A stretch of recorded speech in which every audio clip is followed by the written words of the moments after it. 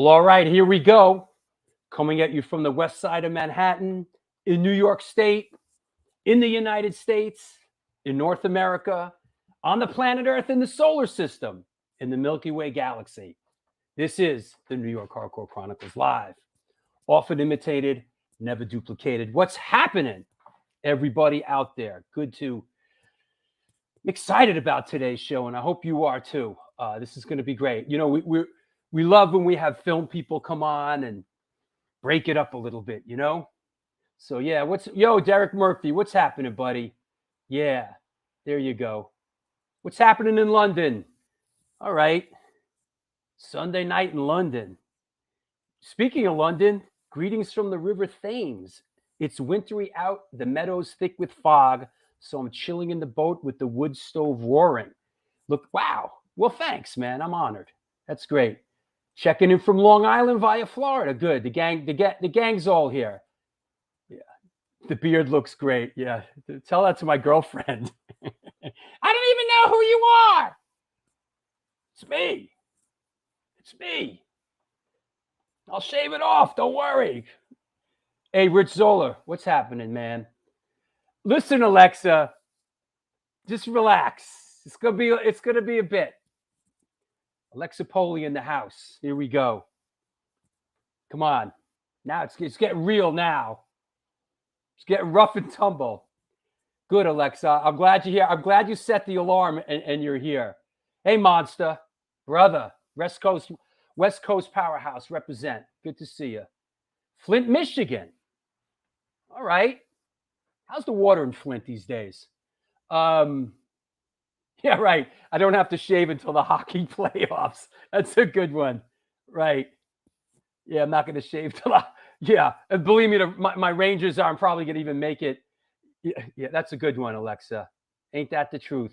Never tell a woman to relax. That's so true. Hey, Sean Brennan. All right. Incendiary Device. Guitar player. All right. Southern Indiana in the house. Come on, Hoosier. Is that Indiana's Hoosier, right? Or is that Illinois? That's Indiana, right? Right? Hey, Layla. Speaking of the Rangers, there you go. What's going on with them Rangers? Good lordy. Hey, Chris Spikey, man. Haven't seen you in a minute. All right. Larry Kelly here and actually not driving today. Brooklyn. Okay, yo, it's Sunday shout out day. Speaking of, what's up with this guy? Hello. Hello. Getting ready for this. This is what I'm getting ready for. This. What do you know about this? This. The Slamboree. This. You got know what it's gonna. You know what that's gonna be? Bananas. It's gonna be bananas. Not to be confused with avocado. It's gonna be avocado, bro. All right, what's going on, man? Just happy to this. I'm excited about this one. This is covers some of all my food groups, photography, movies, and honestly one of my all-time favorite movies in the whole world, which we'll get into later. So wait, did you pull out in the pre-show a byproduct of the show? Oh, I did. Could you show the audience what you have? A girlfriend of mine gave me this actually very recently, and I have this. I keep this in my bathroom next to the toothpaste. What is it? This is Buffalo Bill body lotion. Yeah, it is. It's he's got the Buffalo Bill body lotion. Got the death's head moth on it and everything. But yeah, no, I'm excited. This is gonna. You got a lot of crap in that basement of yours, bro. I got a lot of what did you call it? Accumulation. I got none of that. Like I have that's it. Oh I have like a toothbrush and like that's it. I don't want none of that stuff. I got 2 rooms and I probably could spread this up into 5. So that shit makes me nervous, man. Well. Hey, I got to shout out Olivia Forsythe, who's a big star, who's a big star in the book that we're going to talk about today. Hey, Big Rob, Bitter Uproar, what's up? Good, good stuff. Remember George Carlin had that stuff? A place for your stuff. You move That's your right. stuff here. You move your stuff there. You know, More stuff. your stuff. You know. Classic. Yep. All right. So shout out to a story. Shout out to a story, Lou, watching the show in the World Cup Germany versus Spain game. My sister, I talked to my sister. She's like, I don't know how many people are going to watch your show today. The football game's going on, and I'm like, I got news for you. I don't think there's a lot of conflict there. And if somebody's watching the game, they're watching the game peripherally or watching my show peripherally. Right. We can multitask. Hey, you know what? Alberil, yo, I'm a big Ray Donovan fan as well. So I'm super excited to have our guest on today. Absolutely. Happy Thanksgiving, Al. Yeah, happy Thanksgiving, Al. In fact, Al Bareil's episode was on Thanksgiving. Was it? Yes, it was. And it was still the longest episode we ever had. Right. Well, listen, I knew I was going to get Al Bareil on the show once, and that's it. My family kept wondering where it was disappearing to that day. Just real quick, let's do photo of the day beforehand. Yes, this is the New York Hardcore Chronicles Live, sponsored by New York Hardcore Comics, The Organic Grill, the Texas Silver Rush, Generation Records, 126 Hardcore Clothing, Grunge and Grime Soap Company, and DTFM Vinyl Distro. Ladies and gentlemen, boys and girls of all ages, wrong answers only, please. This is photo of the day. Fuck, it was. Oh, dude's playing a PV bass. I've seen a PV bass in a minute. All right, photo of the day. Wrong answers only, please. Let's have some fun. What do you got? Obviously, excuse me if I'm wrong, but this looks like, is it Sublime? No. Is it Motorhead? No. Is Al it actually might know. Is it Wenger?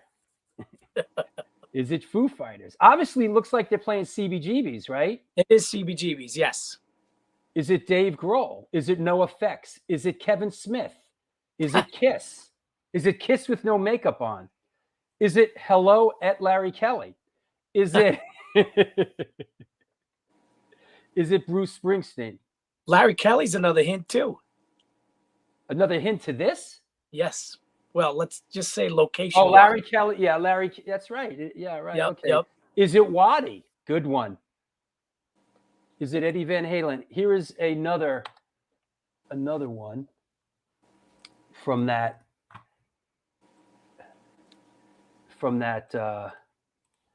batch he sent me. Does anybody? Here's another one. Now I see the Rat. No, I think that's CB's. I don't think that's CB's. That's not the Rat. Is it Vinny Stigma? Mm-hmm.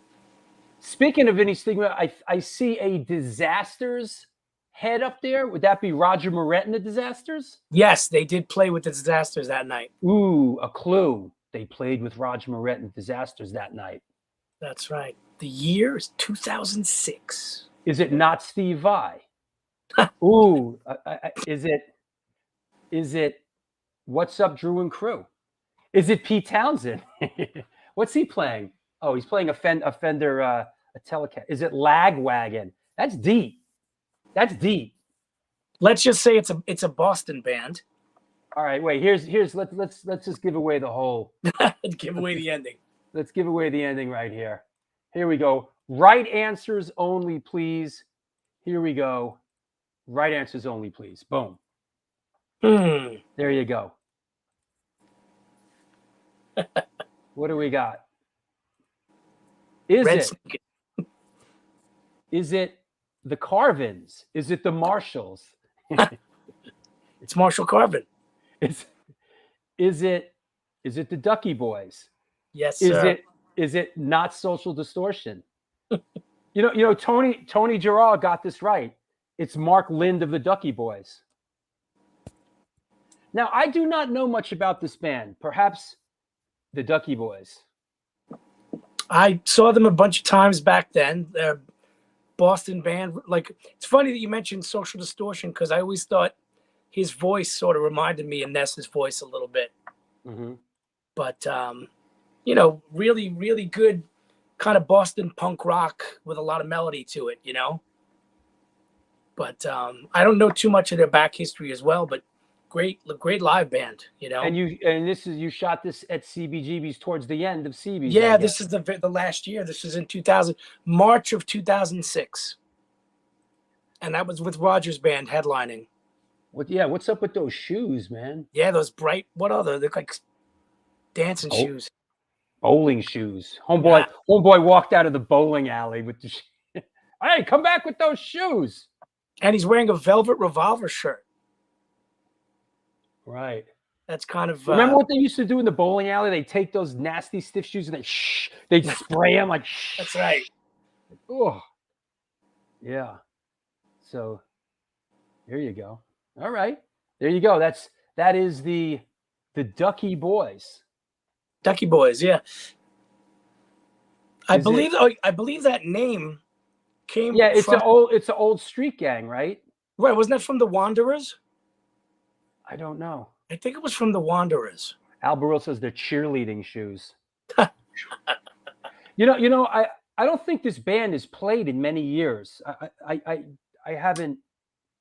I honestly haven't seen them since then, so they haven't been on my radar screen in a minute. I don't think they played in like 10 years. Oh, the Wanderers. Everyone's saying, yeah. Yes, it was the Wanderers.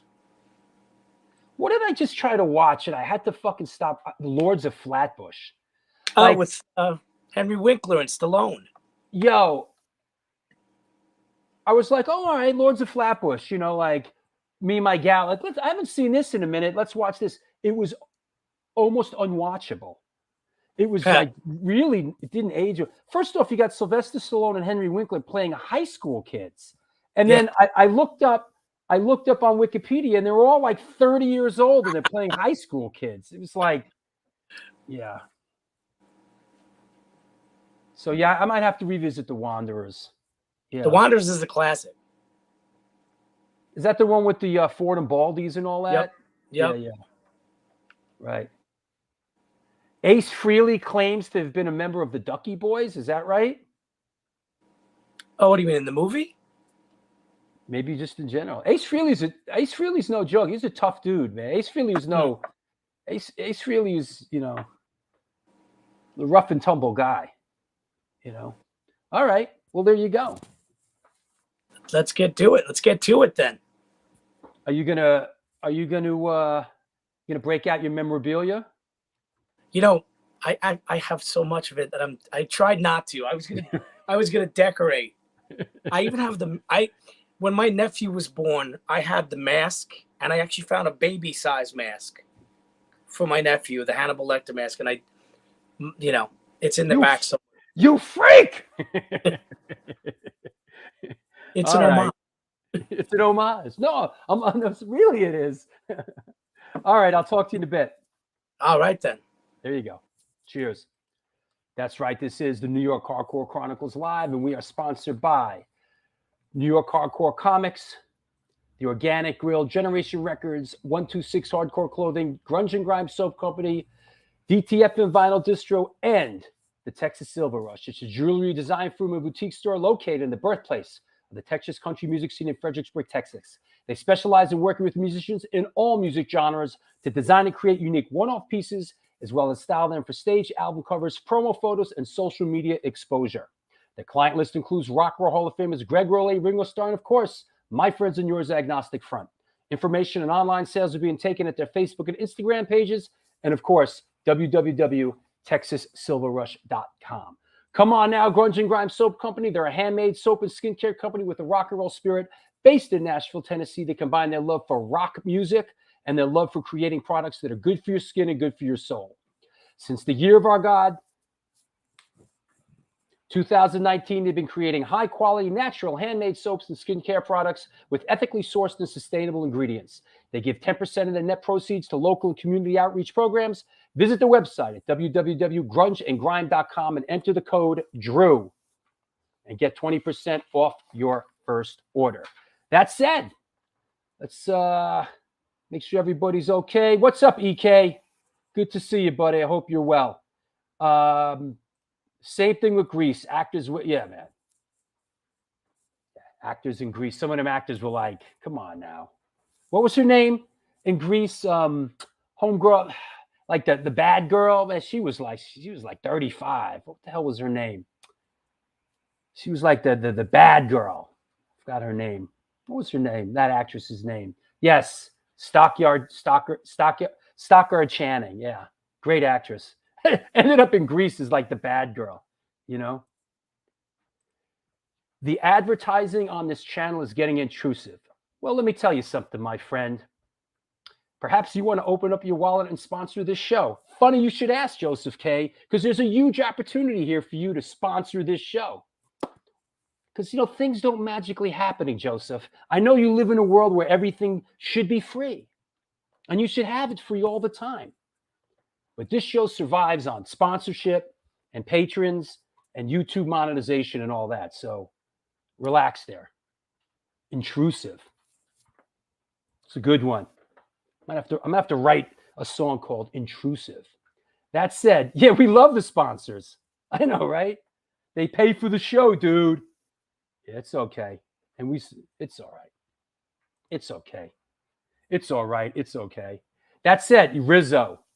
Yeah, she was Rizzo. This one's called Intrusive. Ah. All right, let's clear the deck. Let's have some fun. Yeah. Let's clear the deck. Let us bring our guest on. Everybody behaving themselves? Okay. Today's guest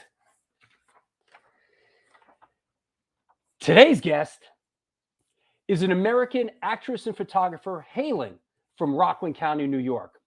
As an actress, she's known for her recurring roles on Grey's Anatomy, Big Sky, Bates Motel, Al Barill's Favorite Ray Donovan, and many others. Her numerous feature film appearances include Vanya on 42nd Street, Trees Lounge, and of course her iconic role as Catherine Martin in Silence of the Lambs. From 1983 to 1988, she documented the New York hardcore scene, specifically what was happening in and around the CBGB's matinees. Please welcome, coming at us from Los Angeles, California, to talk with us about her new book, Sunday Matinee, Brooke Smith. Hi. Hi, Drew. How are you? I'm all right. How are you? Good. Sorry, I had to berate somebody that was like, I just want everything. Oh. I just want everything for free. I can't be bothered with it. Yeah, we all want everything for free. Yeah. Come on. It's a free world we live in, right? Hi, Olivia. Look, all your friends are coming out. Yay. Yep. And there's Alexa. There she is. I just read online the other day. Someone said she's the Joan of Arc of the hardcore scene. Is that right? Yeah, I don't know what that means though. The Joan of Arc of the hardcore scene. That's a good one. Annie, nice shot, Annie. Wow. Yeah. Is this what we do? We just like comment? Yeah, Hi, Laura. we just sort of gawk at like, wow. You know, you're sort of we gaff them and pull them on the boat, you know? Right? So It's like one big face time or whatever. Okay. Yes, Alexa. How's before we delve into it? How's things in California? How's LA? Is everything? I mean, how coming out of the pandemic? How's the family? Everything cool? Yeah, we can't complain. I mean, we do, but we can't. And you know, I just sent my oldest daughter back to New York on a plane. She's in Brooklyn, you know, going to college. Nice. And the other one here just went to the mall. Oh, you know, what are you going to do? She's 15. Yeah. The mall. The mall. I love it. It's like the dual meaning of the mall. You know, it's like, exactly. I'm going to the mall. It's like, yeah. Oh, well. Hey, you know what? At least she's going to the mall. I mean, there's a whole contingent of kids that do nothing but just do this, you know? So at least she's out there. That's true. Going to the mall is pretty much her exercise. So, you know, I'll take it, whatever. The mall. Right. Exactly, right. Annie. She's quick, that Annie. Yes, she is. So, so let's get into it a little bit. All right. How did acting, I mean, we're going to kind of go acting and music, but how did acting and music come into your life? Did you grow up in a musical or an acting household? Definitely not a musical household. My mom was a publicist, which means, it meant different things back then, but her job was to keep people out of the press. Oh, God. And now it feels like it's gone the other way. I don't know. I mean, obviously she got the minute as well, but she was always in New York. So she was never totally Hollywood. And and she was always off with actors. So I became an actress. And I always kind of knew I was going to be one. So there you go. Yeah. That makes sense. Your mom, one of her clients was Robert Redford. Is that right? Oh, yeah. My godfather, little known fact. Yeah. Boy, she must have been real busy keeping Robert Redford's name out of the press. Right. I don't know if you looked, she also handled like Sean Penn, back when he would beat the press up. Total spin on him, like damage, damage control. Exactly. Yeah. So, I was always around it. I was in Free to Be You and Me when I was 7 years old. Wow. Come on, everybody knows that. Where are the comments? You guys all saw Free to Be You and Me. Free to Be You and Me? Okay, Drew did not see it, clearly. You didn't see it? It's Marlo Thomas. Come on. It's all right to cry. Remember that? Hold on. Come on, somebody help me out here. Free to Be You and Me. It was a film. Yeah, it was like a sort of TV movie about Free to Be You and Me. Oh, Marlo Thomas, Alan Alda, Mel Brooks. Exactly. Holy mackerel. Okay. All right, you're gonna have to watch it tonight. Yeah, absolutely. There's a Mel Brooks connection with my family.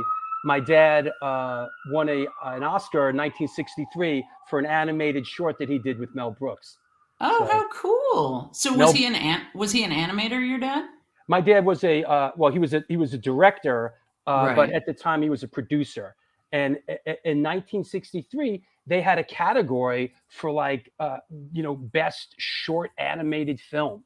This was an Oscar category in 1963, and you could find it on YouTube. It's called The Critic.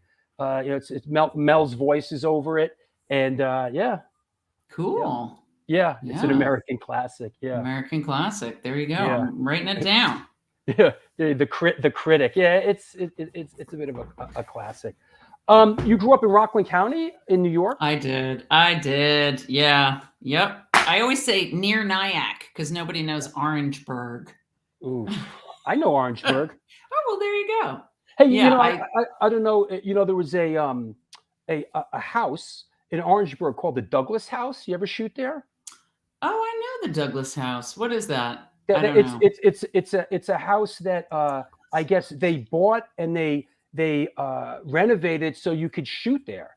And for many years, like the walls move and there's a loading dock for the equipment truck. And I think the Douglas House is still there. It's in Orangeburg. It sounds familiar. I'm writing it down. I might need it one day. You never know. Yeah, it's a very interesting place. I think it's still there. My dad shot many commercials there. And cool. It's an interesting place. So let's do hardcore. Let's do music stuff first. Like, what was the first music that you were exposed to that sort of spoke to you? The Clash. The Clash. I think it was the Clash. Did we all like the Clash? Come on, we all loved the Clash. I did. Yeah, I totally did. So, there was like all that new wavy type stuff happening also, that I didn't get too into. But, I saw a couple of those bands at the Peppermint Lounge. I saw The Cure. Oh, wow. Yeah, he was so high, he fell off the stage. So basically the show went until he fell off the stage. Wow. I don't know. We used to run around and go to Danceteria and see those shows at the pier. I saw U2 at the pier and, And then I'm not sure how it switched. I guess because I heard Bad Brains, maybe. That would do it to anyone pretty much. And that sort of came across your radar screen, and then you ventured out to see this music? I mean, we Annie, who was on here a little while ago, Mhm. we used to come into town and go sort of walk around the East Village and try to make friends. um, so yeah, that's what we did. Yeah, that seems to be a recurring theme. You know, Oh, actually, well, Jesse Malin, I was talking to the other day, and same thing. Like you just sort of gravitated to the East Village and sort of wandered around and try to connect yeah, with, that person's got a black flag button or something, and like exactly. you would just gravitate to Yeah. people, And we met this guy, actually, what was his name? Dwight. Dwight. He was right? in the Rolling Stones video, Waiting on a Friend. And I swear to God, it was like he was standing in the same doorway as we walked by. And my friend was really into the The Rolling one that was right Stones. around the corner from St. Mark's Bar and Grill, like Exactly. on St. Mark's Street. Yeah, Exactly. And yeah. so I think he was like the first guy we met, and we hung out with him. And somehow he led me to Fran Powers. And once I met Fran, then I Right. met everyone, because Fran sold weed and everyone would Oh, come through there. even Andrea says you met Fran first. No, I didn't, Annie. I No. didn't. I've done All a right. lot of thinking about this. I was with Okay. Stephanie Conlon, remember? Now we're going deep. She dyed her bush blue. God bless. It was punk. That's punk. That's punk rock. Yeah, it is, right? I'm not going to comment. I'm not going to make any comments I on thought, that. yeah, might as well get spicy. I'll steer clear of commenting on that. Did you, as far as when did you pick up a camera? At what point did you want to document stuff?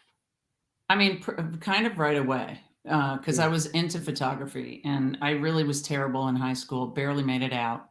And I really just liked art and photography. So I just started carrying it with me everywhere. And that was that. Yeah.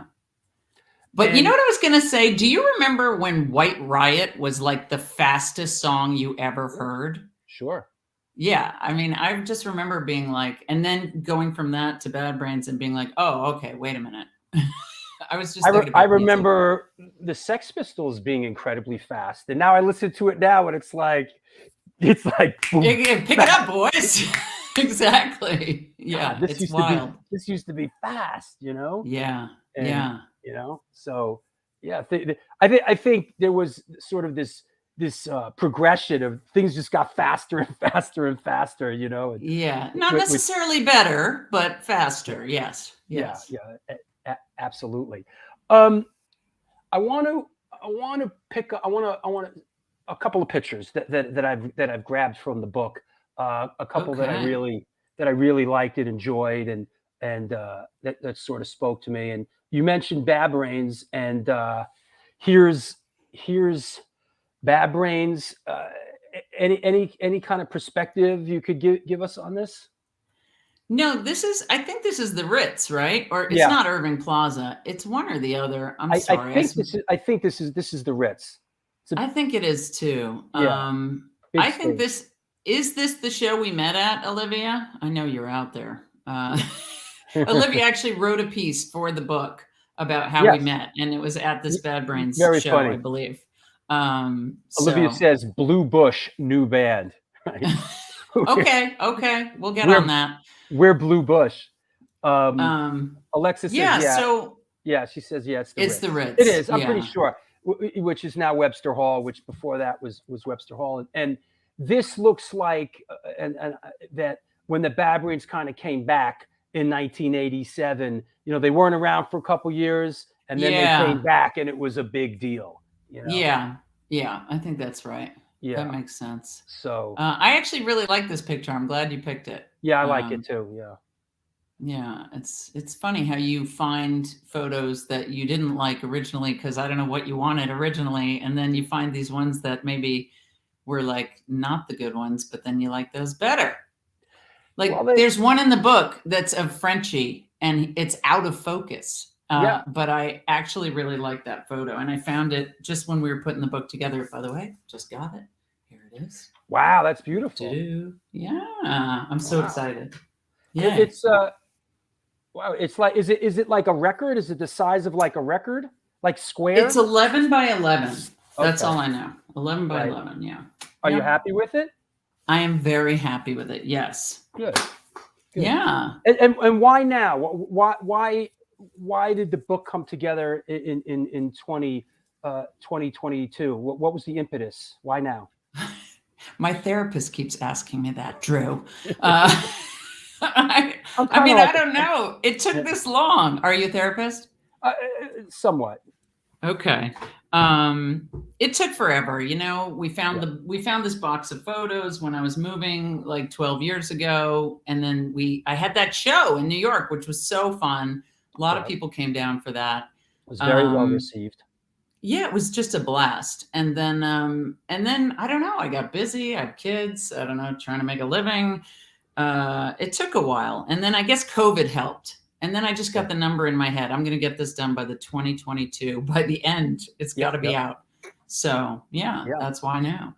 Yeah. So yes, Chris Hoffman, it is out and it can be purchased at www.sundaymatineebook.com. It's in pre-order. I think it's about to be shipped, right? Yeah, it's in pre-order, and I'm coming to New York this week. So if you do one of those ones where you get a signed print or whatever, I'll sign it this week, and then it'll go out. So yeah, we have an event which we'll talk about a little bit later on the show when we bring on the Women of the Pit. But we're doing a live event on Saturday.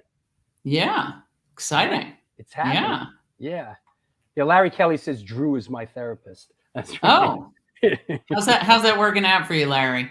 Larry's coming along. Larry's making progress. Okay, good. I'm happy with the progress that Larry's making.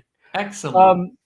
Yes, it gives you. Listen, that's what it's about. If it gives you inspiration to write your own, then that's what it's about. And Paulie says, shout out to James Drescher on the cover. I mean, right? What a hottie! Look at him. In his damn, is that Mo or Curly? I'm not great with the Three Stooges. Hold on, but, remember those epic shorts? Those should be in a friggin', if there's a punk rock museum, those shorts should be in there. Do you know, I noticed John Purcelli on the upper left from Youth of Today. Yeah. And that's Nick Lord right there in the middle. Right. And the guy in the Meat Men shirt actually contacted me. Is that right? Which is so cool. I love that about social media. I'm going to get his name. Shout out to him. Yeah. Yeah. That's, Jimmy G sitting on the stage there on the CB. Vinny Stigma told me some story that when CBGB's closed, he broke off a piece of that wooden stage and he brought it home. Oh. And then one day he noticed there was like something moving on it or something coming off it. And there was all these mites that were living in the wood. And he's like, the CBGB stage was infested. I had to throw it out. So, oh my God, that's so creepy. That's punk rock. All the people who we thought had scabies, maybe they didn't. That's right. And speaking of Olivia, you're next, Olivia. Get ready. Boom. There's. Look at her. I mean, come on. This olive oil in all her glory.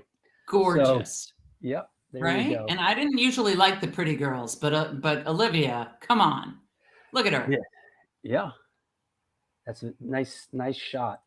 And she's being the dutiful girlfriend there, I think. She's holding her little tape recorder, recording probably Underdog, I would imagine. These are RS-70. These are pictures from the book that we're showing, by the way. These are all. We're doing a little bit of a tour, and we're looking at pictures from the book. Bouncing around a little bit, and while we're on sort of like the Olivia tip. Oh, one thing I really liked about the book was that at the end of it there was a legend, and that you did the research and basically gave a line of who's in this photo, where it is, and like I really appreciated that because I like that kind of stuff, and a lot of people have been putting out books lately, and it's just like pictures, and you don't know where they're from or what the context is. So I really enjoyed at the very end the sort of page 37 is this, and and this is that, and Oh, good. yeah. I totally ripped off Glenn Friedman, by the way, because listen, if you're gonna rip off somebody, it's right. You know, yeah. I loved that about his "fuck you" heroes. You know, that you could go in the back and sort of, you know. And let's face it, I don't remember everything. So yeah. So what was really interesting was the description to this and a couple other pictures. This was squat hunting, and there's Olivia, and who looks like she's having the time of her life, and I'm not sure who the guy is with the flashlight, but English Mark, and there's another picture that I have here of here's another squat hunting photo of Olivia and Amy, right? And yeah. So what was, I'm assuming this is really interesting. And so the squat hunting concept is, correct me if I'm wrong, I'm assuming here, you kind of go up to a roof in an adjoining building, you sort of scope out another building, and you try to figure out how to get in there to research it, to possibly squat. Yeah, I mean, I'm trying to remember how we knew to get into this one. Olivia was there, and she's on here. So if you know, let us know, Olivia. I remember, and there is a picture of them. Oh, maybe it's not in the book. In the alleyway. Yeah, that's in the book. It's in the book. So I feel like Amy knew about it, and I feel like she was looking for a place, and so we went in to check it out. I should probably get up and go in my kitchen and show you the bottle I found there, because I still have it. It's fantastic. Alexis says exactly that. Yeah. So, good. Yeah. See? There you go. Just let me know if we're wrong, guys. And Paulie says, are they squatting on a squat hunt? Yes, they are. Oh, yes, they are. As a matter of fact, but yeah, the squat hunt. I thought that was really like, oh wow, like if that description wasn't in the book, I wouldn't have. I've been like, okay, but you know. Yeah, and this one wasn't viable, by the way. It wasn't up to snuff. Olivia says everyone roamed the East Village and would tell everyone else. Yeah. I remember we heard about this one, and I know for a fact that it was because on the bottle that's in the kitchen, it's the name of a seltzer company. So I guess it used to be a seltzer factory, and I don't think it's there anymore because I put the address in. Probably not. Yeah. So and he's got and Brendan from SFA, says, wait, I saw Keith from Cause for Alarm on here. Yeah, it's a little bit after your time, Keith. This is a little bit after. I mean, Keith, I think, Keith, you lived in a squat, right? Was it C squat or apartment X? Was that a squat? But that's it. How much are squats worth now? The only squat that I know of still the only squat that I know of that's still there is C squat, which is like a collective, and it's where they just did the photo. The photo. Olivia says it wasn't safe. What concept? There you go. What concept? You're all about being safe. This isn't safe here. See her face? She's disapproving. She's like, this isn't safe, guys. It's not safe here. It's not up to code. It's not up to code. So that said, but yeah, we're on a squat hunt. There's also that picture in the book of Eric and Carl. Yeah, right. And that was at that squat, Michelle's squat. Was that Crip Crash? Yeah, that was apartment X, I believe. There you go. Yeah. There's a shot of Eric Casanova, the original singer of the Cro-Mags, and Carl, the singer for the second singer for the Iceman. So yeah, you digging that out? Yeah, I'm trying to find it. I mean, you'd think I'd know by now. Oh, hold on. Let's see. Hold on. Let me. There you go. Yeah. Looks like they made it nice and homey. Yeah. Yep. There you go. I saw Eric Casanova recently. I heard everybody's been seeing him. I'd love to see him. Yeah, and he's doing well. Yeah. Yeah, he seems to be okay. Here's another shot of a really powerful band at the time. Took some great shots. This is Cro-Mags at CBGB's, right? Yes, it is. Yeah, they were I intense. mean, yeah, they were. I mean, this is right when they were so fantastic, right? Yeah, for sure. Undeniably. And there's Yep. Carl and Becky out of focus in the back there. Mm-hmm. Yeah, not a lot of tattoos there on John. Yeah. Anybody out there? What kind of bass is that Harley's playing? Is that a G&L? Oh God, he told me too, because when I showed him this, he's like, "Oh, that's my." Did someone named Paco give it to him?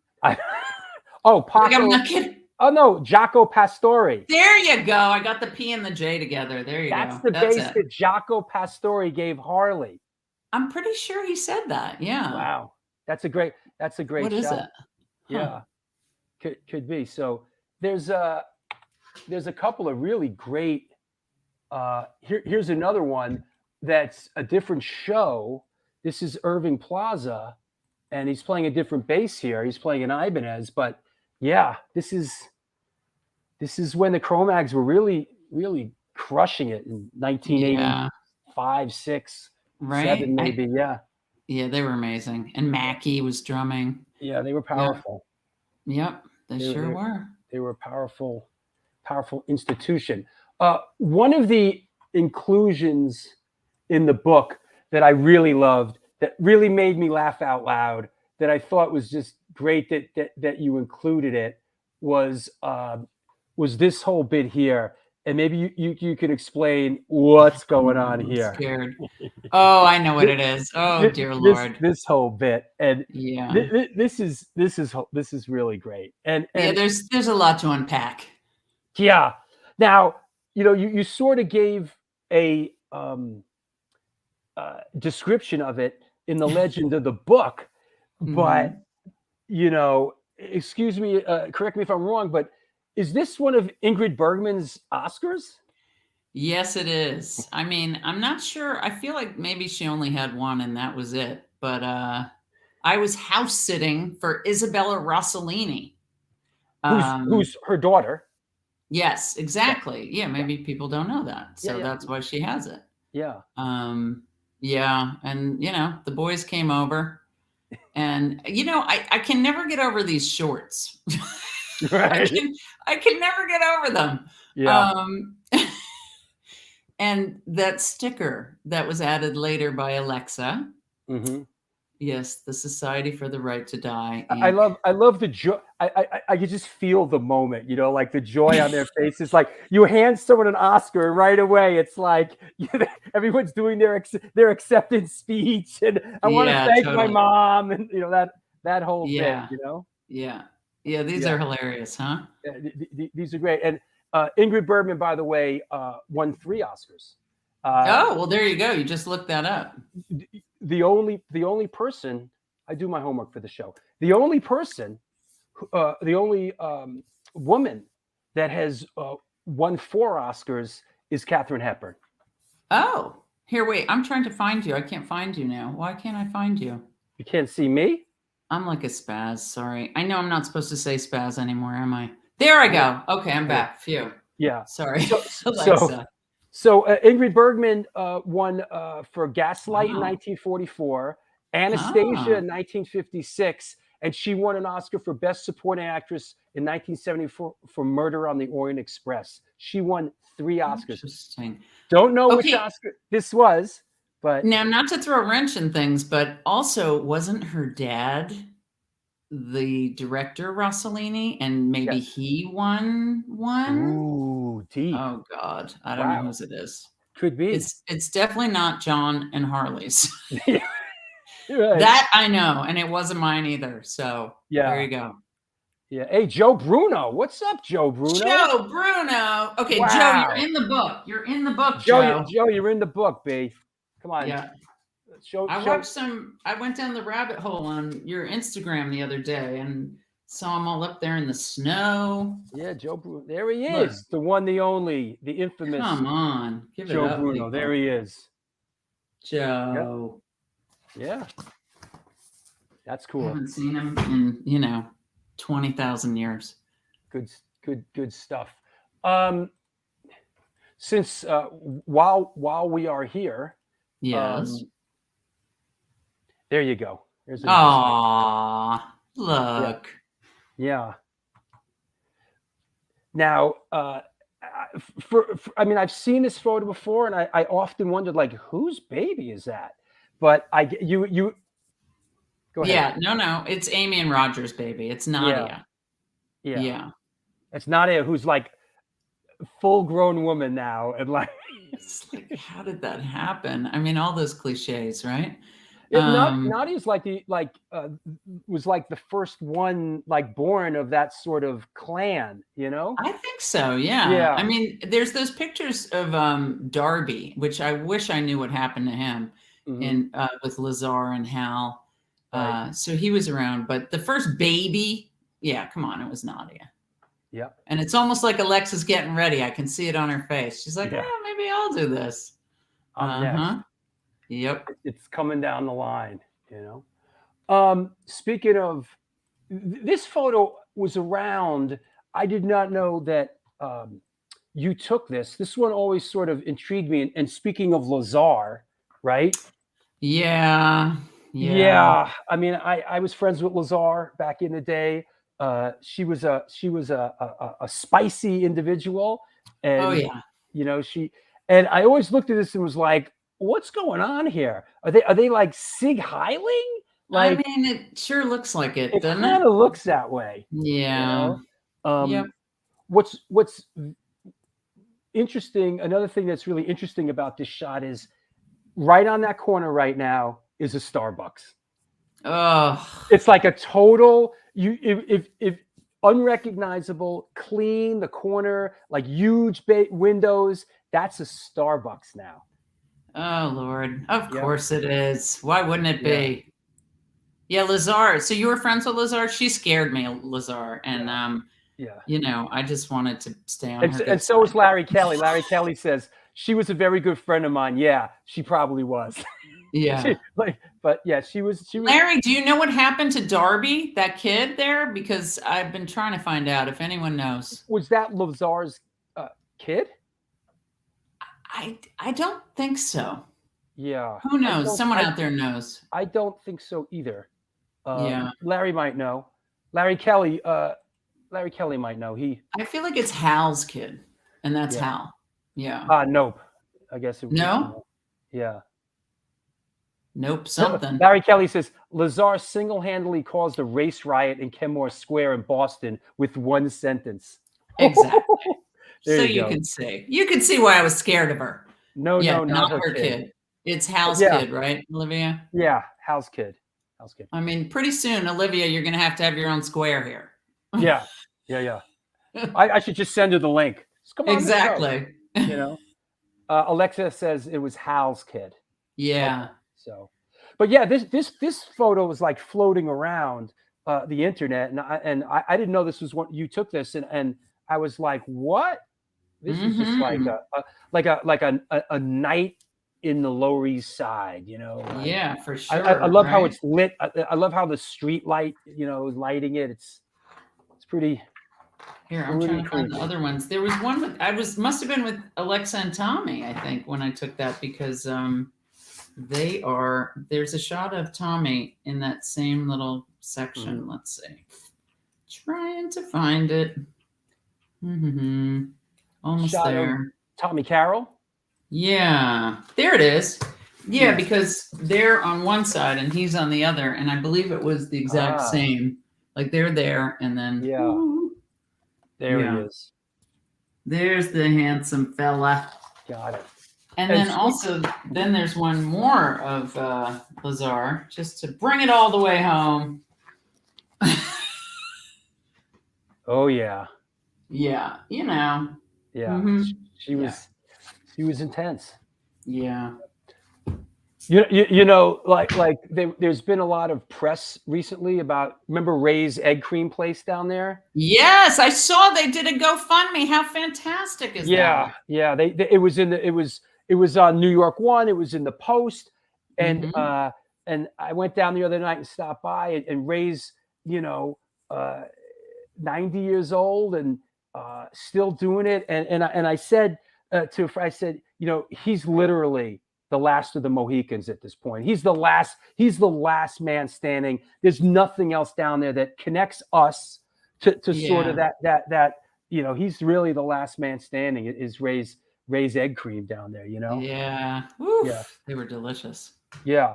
And speaking of Tommy, this is a photo that I grabbed. I thought this was really interesting. It's sort of like, what's going on here with the plunger? I'm like, what? And that plunger looks pretty clean too. So I have so many questions. I'm like, but just I never saw one downstairs. Did you? I don't remember. I tried to avoid that bathroom downstairs by any means necessary. I'd go pee like anywhere but in that bathroom downstairs. Yeah. Well, but we didn't even know at the time that there were mites all over the stage. So Vinny Stigma found out the hard way. Oh my God, I can't even get over that. I mean, but I guess we're kind of just the affiliation that bathroom with CBGBs and plunger was enough to sort of freak me out, that like this kid's like holding this plunger that close to his face that might have actually, spent time in the bathroom with CBGBs, Ugh. Maybe he brought it with him and he was just going to donate it. It's like a stage prop. Of his heart. It's a stage prop, Yeah, I really don't know what's happening there. Astoria Lou says Gus Pena sitting behind Tommy. Yes. Yeah, for sure. Oh, Alexa says, I think. Oh my God, Alexa, don't say that. She's never been sick in her entire life. The antibodies are so strong, right? Yeah. Oh my God. I love this. It's Courtney's Fellowship of Oddballs. Oh, hi, Courtney. Well, you're bringing some of them out of the woodwork, Brooke. Oh, good. Let's see. This one also I found interesting. This one here, because this is a band that has sort of been forgotten in the shifting sands of time. This is a band called Ultraviolence, and interestingly enough, it's like from the Anthrax in Connecticut. There's like one photo in the book, Ultraviolence, Anthrax, Connecticut. And I thought that was interesting. It's like the one photo, like sort of outside the New York City area. Yeah. I don't even fully remember going up there. So how did you know what this was if you like revisited this picture years later? Like did you label your stuff, or like how did you how did this stuff sort of get figured out? Some of it I haven't figured out yet. Okay. I guess that'll be book 2. Yes, right. This is because of Fran, because Tony T-shirt, you can't miss him, and Dave, guitarist, Manzullo. Yep. And Charlie. I read Charlie some scary things about Charlie in Roger's book, Alexa. Did you read those? Well, I think Roger says in his book, why he was called Charlie Cut? Because he cut his Coke with, like, there was so much cut in his Coke. Oh, it's like it was so much cut that he got the nickname Charlie Cut. And that's the kind of nickname you would get back then. Like if you had a mohawk, you'd be like, Judy Mohawk. If your Coke was really crappy and stepped on, you'd be like, yo, Charlie Cut. Exactly. Right? Yes. That's hilarious. Yeah, opening for mental abuse. Oh, very good. Very good. The banner's back there. Yeah. Yeah. So. Wait, hold on. I'm trying to find this crazy photo. Where the heck is it? His drugs were so cut. Yeah. Oof. You just get a nose full of mannitol. Ooh. There we go. Here, I have this picture. How do I make a picture show up here? You just got to hold it up. It's like on my laptop here. How do I make it? Oh, you don't have that. What if I text it to you or something? Yes, you could do that. Send it to me on Facebook. Just send me on Facebook, and I'll go through the dance and all right. This feels advanced, but I'm gonna go for it. Yeah. Okay. And as you're sending that to me, let's put up another shot that I was sort of I was thinking about this shot the other day, and that the guy on the left and the guy on the right are no longer with us, and that's Todd Youth on the left, and Ray B's on the right, and Jimmy in the middle. Were they showing their tattoos here? What was going on here? I mean, it sure looks like it, doesn't it? Yeah. I know that I was on ecstasy when I took this picture, and so was Alexa. Oh, so you remember that? Oh yeah, I remember that. Do you remember it, Alexa? I mean, I totally remember it, and I just wait a second. We were at the Hardcore Matinee, and this is in front of the pyramid, because see, isn't that supermarket across the street there? You're right. That's it. It was yeah. It's funny that I remember this so clearly because I was on ecstasy. Maybe that's why. Sure. I don't know. Yeah, I miss them too. Yeah. No, but how cute are they? How young are they? Look at them. Yeah. They were about to work at the pyramid, so this is definitely in front of the pyramid. That makes sense. And yeah, that is the old. Was it a Pickwick or something? It was SYP after that, but yeah, that's the old supermarket that they tore down and built a condo with the gym on the first floor. Of course they did. They didn't need a Starbucks. It's up the street. Yeah, and yeah, and I don't know if anybody out there. I posted the other day on the New York Hardcore Chronicles page that the pyramid now is being taken over by the guy that had the cake factory and the people that did the knitting factory. So it looks like the knitting factory is sort of like going to be where the pyramid, Kim's supermarket. Yeah. Oh, very good. Yeah. Yeah. See, you remember stuff, Alexa. Yeah. Let me see. Okay, I got this photo. Hold on. Let me get rid of this, and I'll.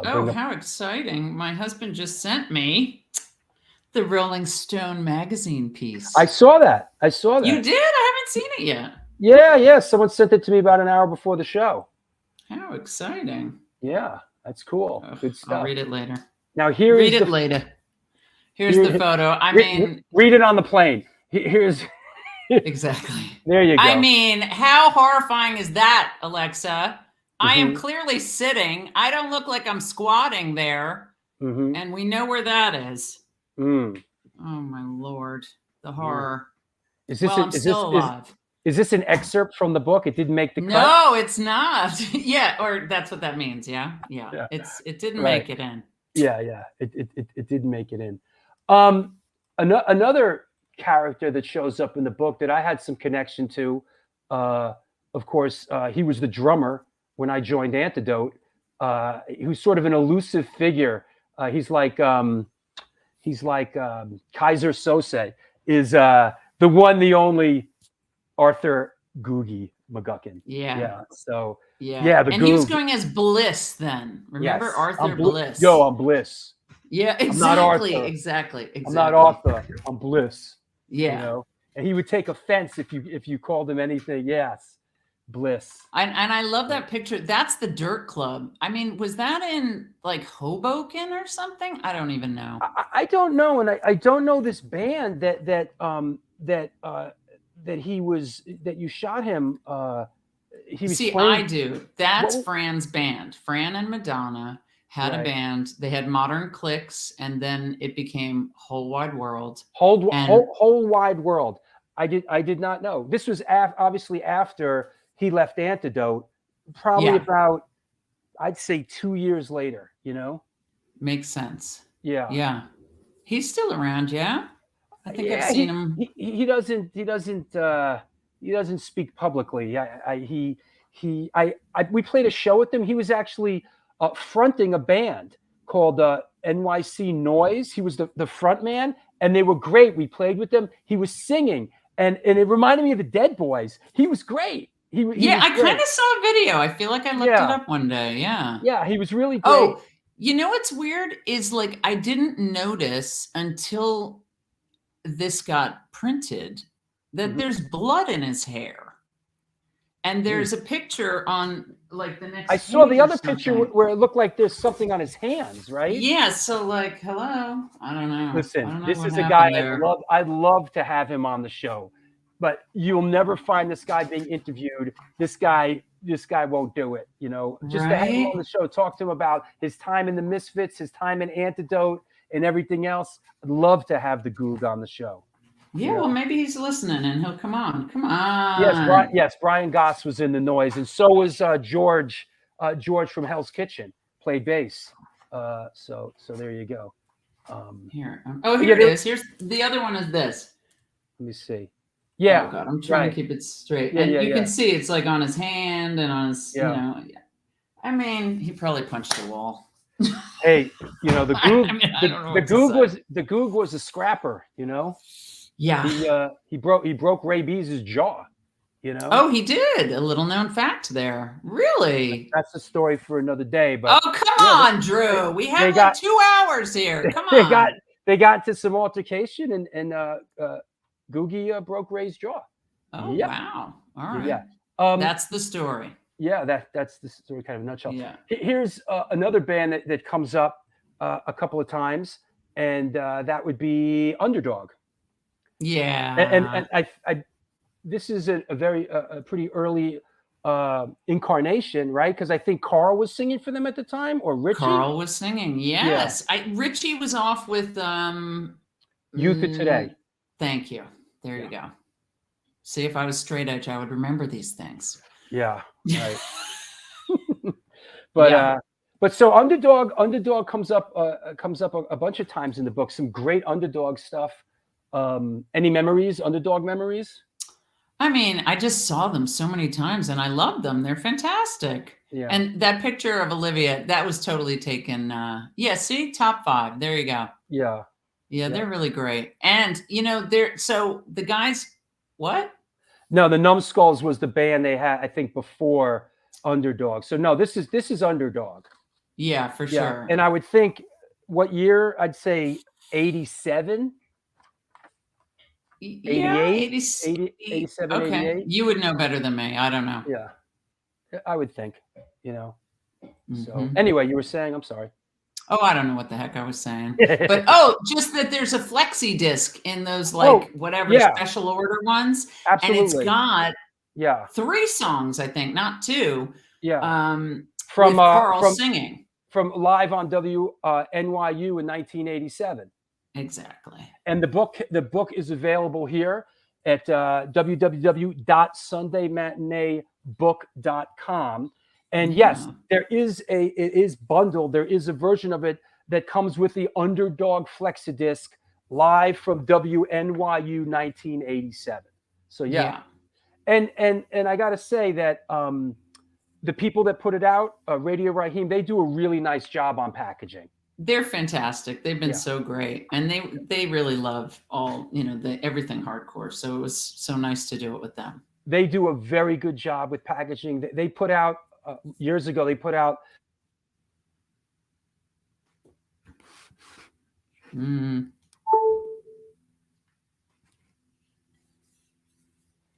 they're great. Oh, there we go. You're back. I lost you for a second, but yeah, I saw that. Did you see me going? I don't even get upset. I don't even stress it out anymore. Like, what are we gonna do, right? I'll sign off, sign on. You'll be on the show yourself. Yeah. We'll figure it out. Yes, that NYU show. Yeah, with Underdog. Absolutely. A couple more, and then we'll take a break, and then we'll come back and we'll bring on the Women of the Pit. We'll talk about the event on Saturday, and we'll talk about your film career a bit. But this is a great shot that was around there. There was a couple things that were around. I did not know that they were yours, but this is a great shot. And that's my house that I grew up in. Is that right? In Rockland County? Yeah. Oh right. My God. Can't even believe it. Look what's going on here. It's like I love Ray B's is like sitting on on a metal patio chair with a bunch of cushions. Like, we brought the drums, but I didn't bring a drum stool, It's unbelievable. Yeah. Oh my God. Yeah. And who's the kid at the top of the stairs? So Annie helped me out. That's Annie's sister and her daughter. There's so much I Oh, here, See Allison. now, Olivia. Allison on the stairs. That's Allison for sure. Right. I don't know who that is between Allison and Ray though. Julie and Angel. There you go, Julie and Angel on the stairs. Angel's the little one, Julie's the big one. Got it. Yeah, so hilarious. Yeah, this pool party. How did we all get there, you guys? I don't remember that. I don't remember. There's so much I don't remember. I do remember the Roger thing. That was hard to not remember. Yeah, Alexa says backyard barbecue turned disaster. Exactly. Oh, Joe Bruno, Brooke pool party in Nyack. See, well, that's what we always called it. No, like I said, Orangeburg. Orangeburg. Yeah, I don't know why I'm so. Why don't I just say that? You know, like, you know, I wouldn't feel comfortable talking about what happened to Roger. I mean, he talks about it in his book, but I guess it's kind of common knowledge. He went to the party, he went out, and you know, ended up getting into a little bit of trouble, and then taking a vacation. He says it in the little blurb he put in your book. He ended up, you know, taking a vacation for a couple years, you know, paid for by the government. You know. Yeah. So. Yeah, but they totally stopped them illegally. I will say that. It's just because they looked the way they looked, and you know, I think the cops in my town knew about me. Up in Orangeburg. Yeah. Here's another one from that day. Oh my God! Look at him! Look at his shorts! Like what? Those shorts. They're like preppy shorts. Those shorts. I mean. Yeah. What do you call those other shorts that you always see John and Harley wearing that are like, you know, little athletic-y shorts? We call them gym shorts. Gym shorts, yeah. But not like the super long ones. What are, you know, I always see like Roger wearing those ones that are like, what do you call those? Are they shorts technically? My mom will call them clam diggers. Culottes. Oh, clam diggers. My mom would call them clam diggers, you know? Yeah. So there you go. Yeah. So skinny, and so young. It looks like he's playing a BC Rich, right? That's a BC Rich. I mean, what is that? Gym shorts. Gym shorts. Thank you for that. Yeah, yes. Yeah. It shouldn't be that hard, Brooke, to figure it out. Gym shorts. But see, Todd always distinguishing himself from the pack, wearing the preppy shorts. Chris says nut huggers. Yeah, that's right. Nut huggers. Okay. No, that's not Paris's guitar. It looks similar. It looks similar, but it's not Paris's guitar. Is that a Warlock? I'm not sure. You know, we talk a little guitar stuff on the show. You know, so don't get spooked. You know, we should talk memorabilia too, because I sent a picture recently to Jimmy. It's not a picture from the book of him babysitting at the Pyramid Club downstairs, and he's wearing this cap, and he's babysitting Eamon, who's in the book, Fran's little boy, and the first thing Jimmy said was, "Oh my God, I just tried to buy one of those hats on eBay and they're like $175. You know, it was like some Harley Davidson hat or something. Yeah. Yeah. My kid took all my shirts, you guys. What the heck? I'm happy she wears them, but then, you know, you go on and you see how much you can get for those shirts. You haven't aged a day. You look great. Yeah, you do. And you know, extra points for the crimped hair too. The crimping was a thing. That was a thing. We should bring it back. I mean, someone should bring it back. Why is kind of back? It's kind of back. Okay. I don't get out much. You know, I see. It's yes, I crimped. Here we go. Here we go, everyone. Here we go. Yeah. I crimped. You had to crimp. But this shot to me is obviously in front of CBGB's. Yeah, for sure. Yeah, and is this in your collection? Was this like taken by? Did you like hand the camera to somebody? That's what I think. Yeah. Yeah. Maybe it was you, Alexa, who took this picture. I don't know. It's actually a great picture. Yeah, I really like it. Yeah, and that's this sweater.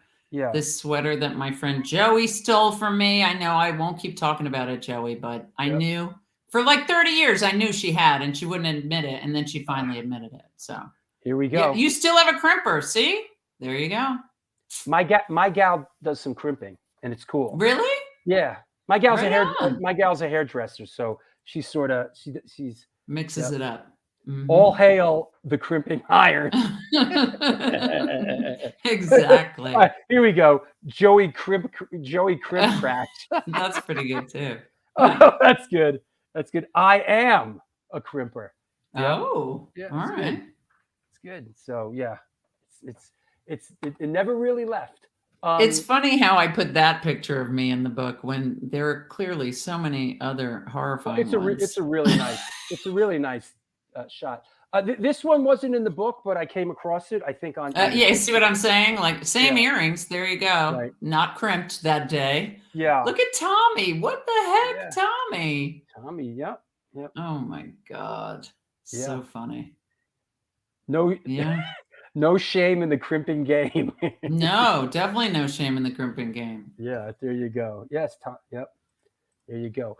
So let's take a break. Let me do a sponsor break, and we'll come back in a couple of minutes with Women of the Pit, and let's talk about your film career. Sure. All right. We'll see you in a couple. All right. See you soon. That's right. This is the New York Hardcore Chronicles Live. How about a word from our sponsor? Since 1992, Generation Records has been a mainstay of the New York metropolitan area music scene. Today, they offer a diverse selection of new and used rock, jazz, indie, hip-hop, punk, hardcore, metal, blues, soundtrack, and reggae LPs, as well as t-shirts, posters, and other merchandise. They buy used record collections and music memorabilia and will pay you top dollar for them. House calls made for large collections in the tri-state area. Call or email generationrecords@gmail.com and follow them on Facebook and Instagram.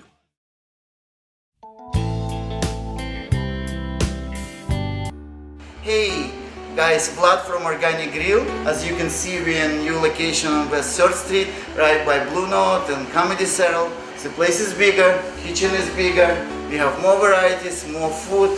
We are looking forward to treat you guys with great dishes. All Hardcore Chronicles, welcome to Organic Grill. We are going to serve all the events as we usually do, and we are happy to see you guys.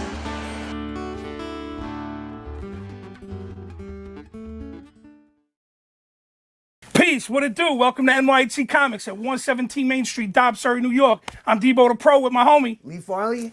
Welcome to the spot.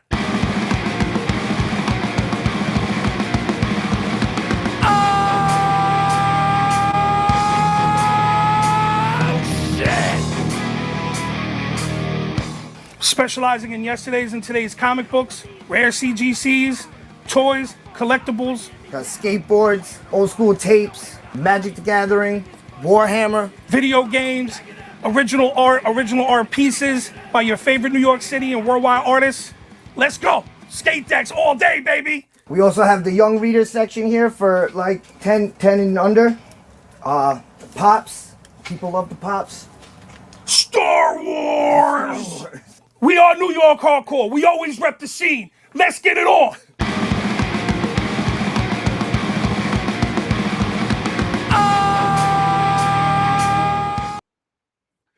There you go. And we're back. This is the New York Hardcore Chronicles Live. Our guest today is Brooke Smith, who has a new book out called Sunday Matinee. And we're going to talk to her in a little bit about her acting career and a bunch of other stuff. I want to mention about supporting the show.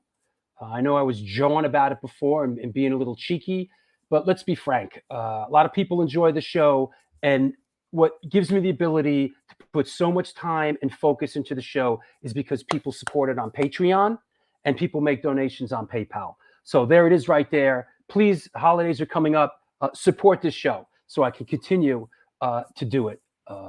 Something that I love doing, and hopefully something that you love as well. So there's the, and I saw. I wonder if this was dude that I chewed out. If I did, I should probably do it more often, right? I just got a new patron at the beginning. I want to shout out patrons Joel Soldezo, Scott Vigor, Hendrik Feller, and I just saw that I got a patron, a big patron, Mio TV. Who's Mio TV?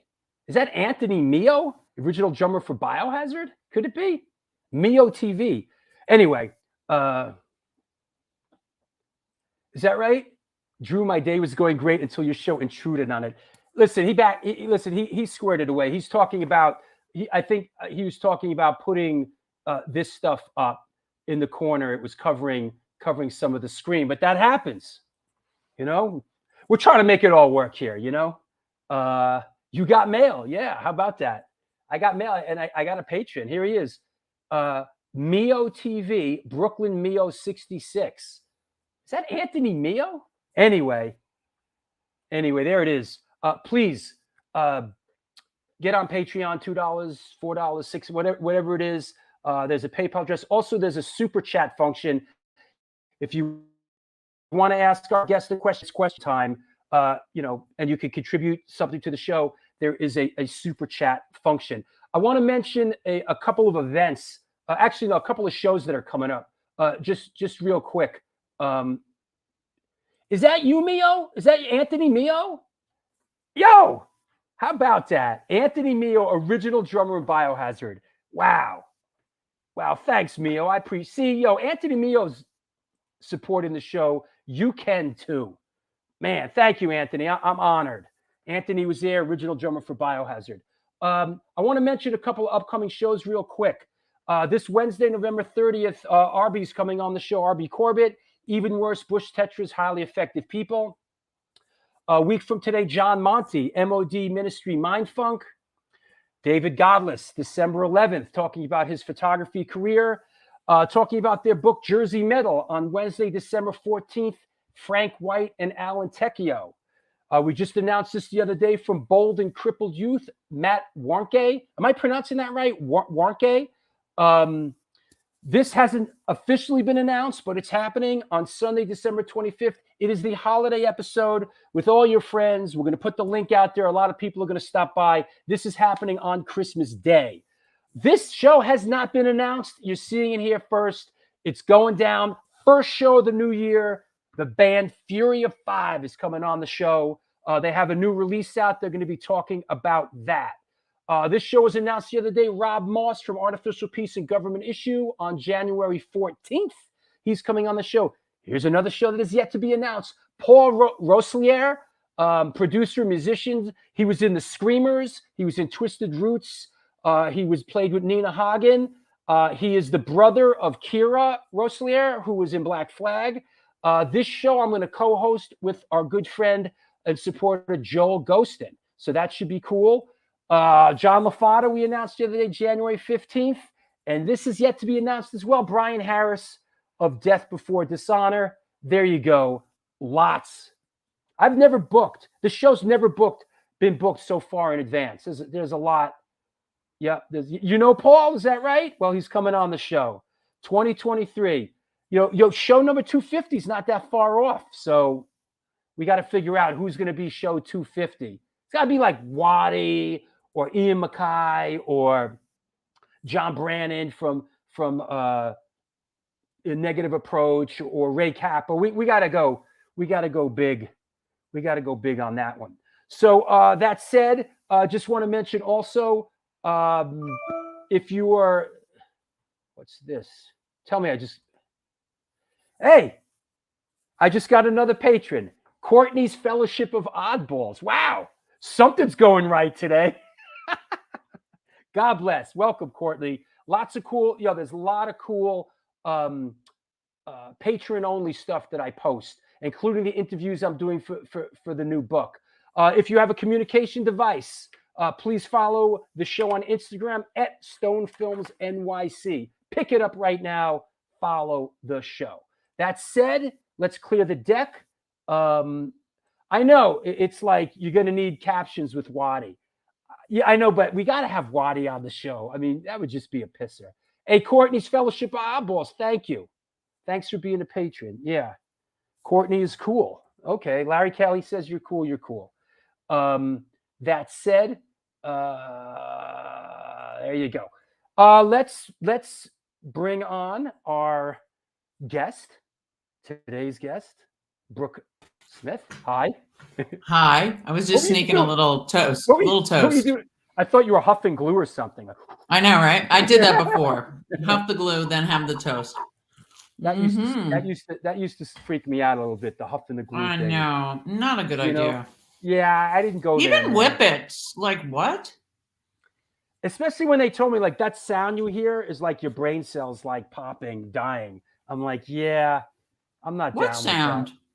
You know when you do whippets and it's like bzzz, someone told me that's like the sound of your brain cells frying or something. That always kind of freaked me out.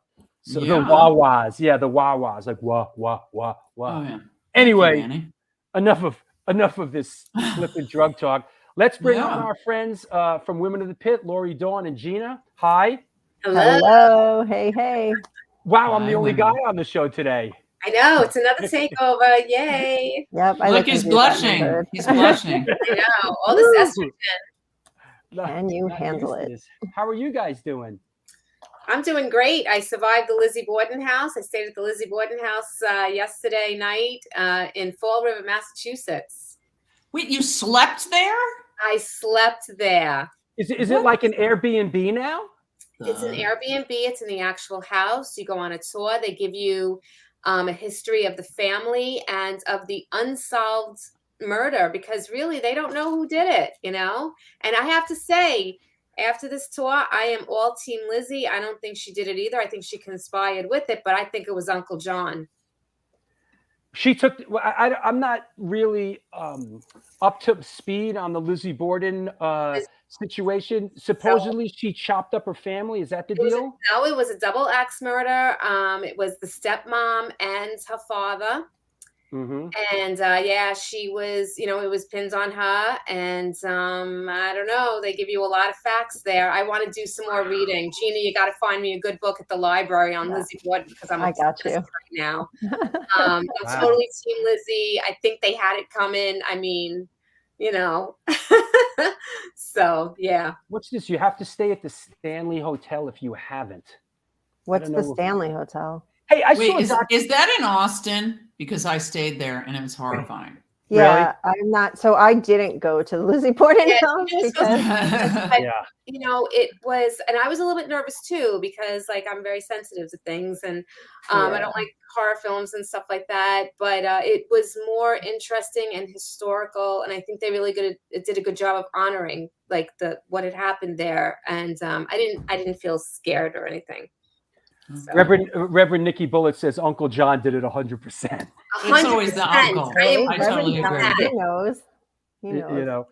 Just real quick, I saw a documentary recently about that hotel in downtown LA, that infamous hotel in downtown LA. You know the one I'm talking about? I forgot the name of the doc. Maybe somebody out there knows it, about the girl that's sort of, they have her doing all this weird stuff on camera, and then she disappeared, and then they found it was this.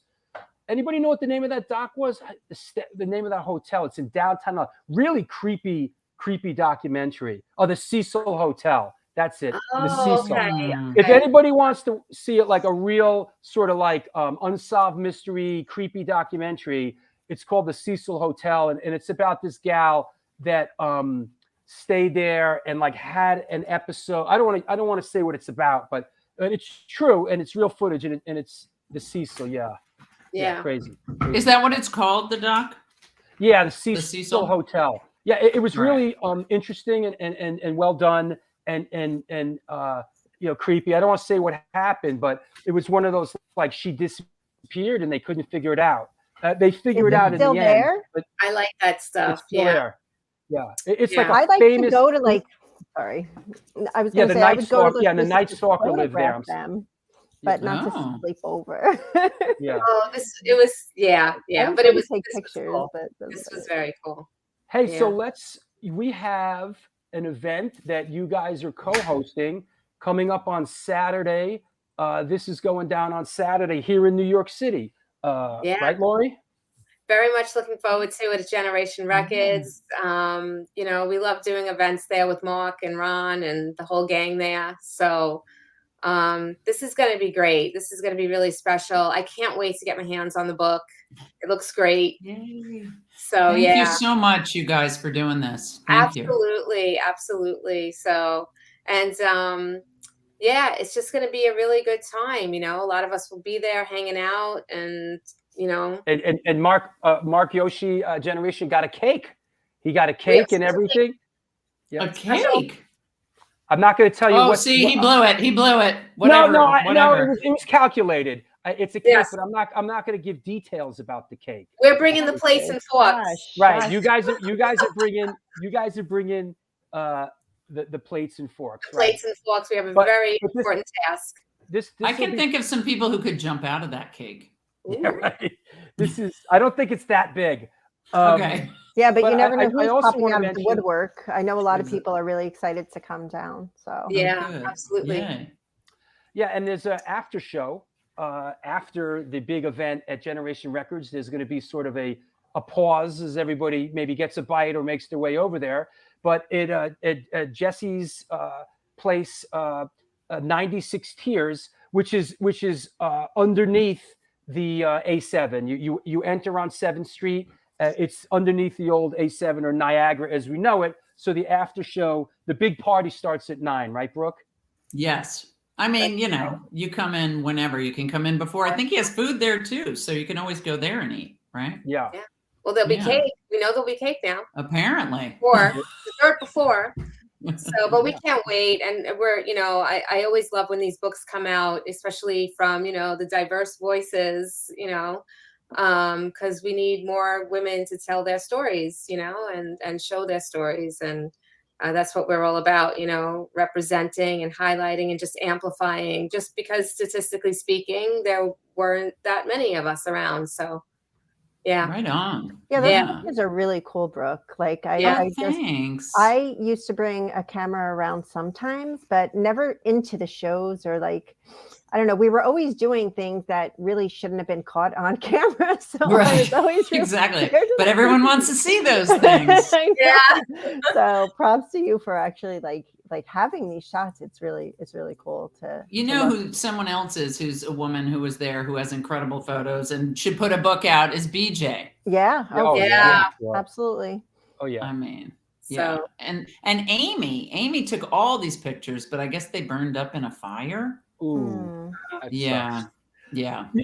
Yeah. You know, we always talked about how important this stuff is, and it's history, and I find it as a documentary filmmaker and as somewhat of a historian, it's such a tragedy when this stuff never sees the light of day. It really pains me, and I don't want to mention names. There's a couple people out there that, for whatever their reasons are, you know, they you know, their stuff will probably never see the light of the day, and it's such a tragedy. So it's always great when something like Brooke, your book gets out there, because I think there is a important historic value to this stuff.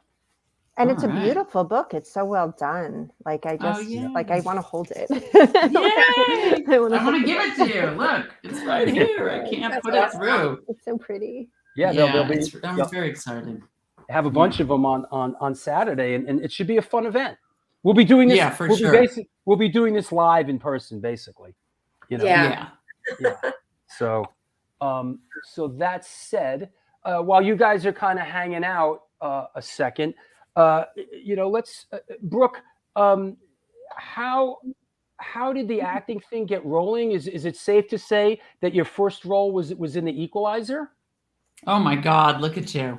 Yes. Isn't there? There's like a new one with Queen Latifah. Yeah, there is. I saw that. I was like, huh? I mean, you live long enough, every weird thing happens. Listen, they remake everything. Yeah, I know, especially nowadays. I was like Amanda Plummer's roommate or something.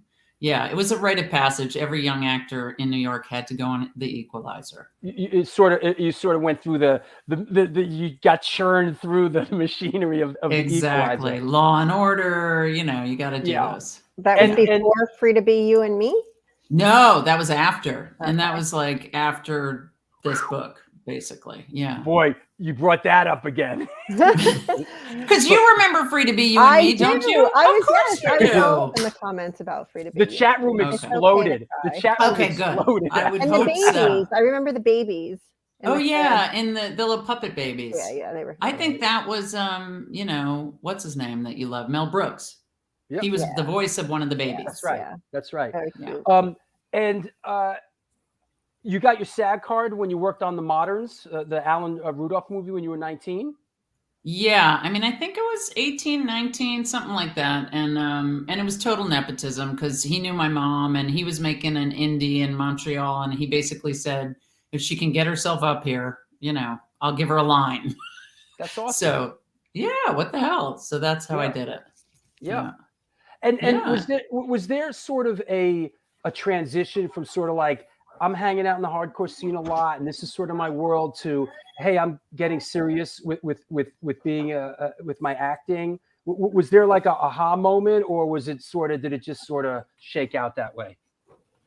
I mean, I think I grew up when, it's kind of a bummer, sorry, but my brother died when I was 18 and it was sudden and unexpected. It was a surfing accident. And that just kind of, that does a number on you. Sure. So that was when I started going, oh, okay, I guess I got to grow up and start to, So I did a year at the American Academy of Dramatic Arts. They did not ask me back. And they also said that I shouldn't be doing Spoon River anthologies with purple hair. So that's like a thing you have to do in acting school. It's whatever. Okay. Was that in New York, or was that out in LA? New York. Yeah. New York. And I was in New York for a long time. I stayed in New York for, 17 years after I started acting. And Silence of the Lambs came along pretty quick. Of course, I had lost all the weight, because I was like a fat kid and a fat punk, which somebody was saying recently, by the way, there's nothing worse that you could be than a fat punk rock girl. And I was like, really? What about a fat punk rock girl with thick hair? Because, you wanted to have the thin hair so you could tease it, Anyway, I was all of those things. I thought you looked adorable. Oh, thank you. You didn't see the other pictures that I don't show people. I'm not, and I'm not implying here that you're a fat punk rock girl with or anything. But this is a still shot of you, Silence of the Lambs, right? Yeah. That's actually just a personal shot. A personal shot. Okay. Yeah. And that's the shirt I was wearing when he got me, because I remember thinking, this is such a weird shirt. And it was Paul Smith. But I had to gain 25 pounds. So I'd lost it all. Are these dings? Are you guys hearing these dings? Because they're annoying. Okay, good. As long as you don't hear them. No, we're good. We're good. Yeah, so I had to gain all that weight. I had lost it all. I always thought it was vegetarianism, but I guess I was also doing a lot of speed. That'll do it. Yeah. I was like, I became a vegetarian. And people were like, wow. Let's be frank. Let's be frank. I mean, best diet in the world. Best diet in the world. It really works. You never think about food. It's just you just walk everywhere all the time. That's so funny. Yeah. But so then to get this and have to gain weight was like, oh. And I literally had to sign a thing saying I would gain 25 pounds and be naked. I was supposed to be naked, you guys. Oh my gosh. Yeah. I was like a young single woman. I was like, naked. All right, this is how the old end. Were you there? How old were you? 19, 20? I mean, 21, I'm going to say. I could be totally wrong. Yeah. Did you so thankfully...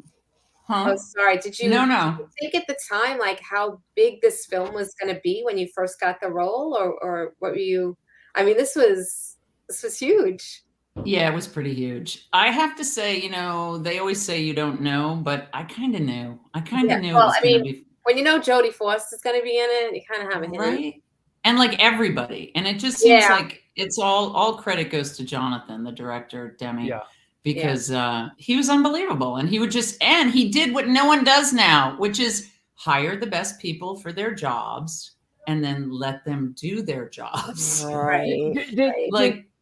A question about him as a director. Was he all about sort of setting up the scene and then letting people like this is the scene, this is, and then go? Was he that kind of a director?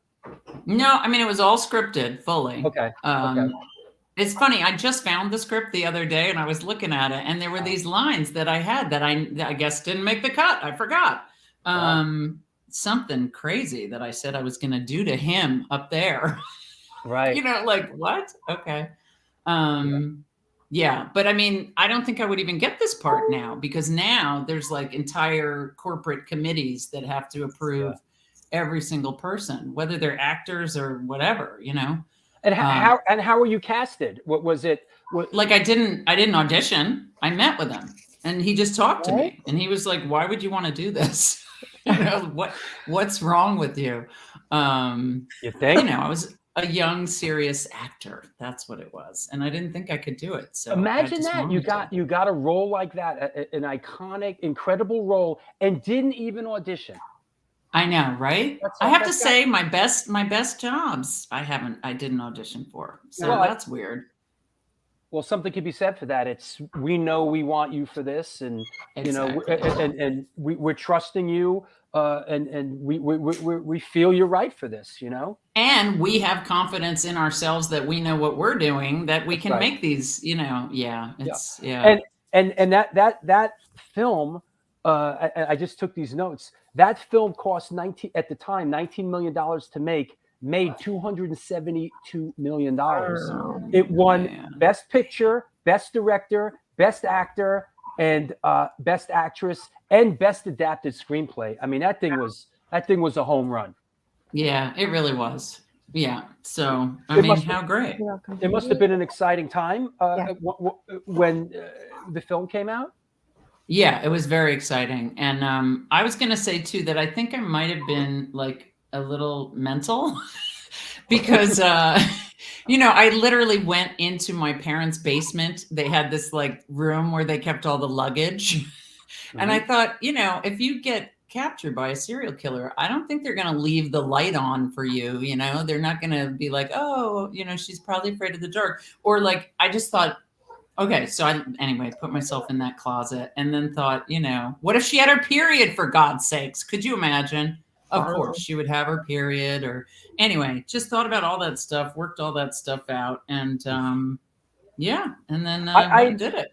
I watched that scene, getting ready for the show, and I gotta say, it's that sort of initially is a very disturbing scene, and it really like I saw that film in the movies. I haven't seen it since, but you know, doing my homework for the show, I found it's a very disturbing scene.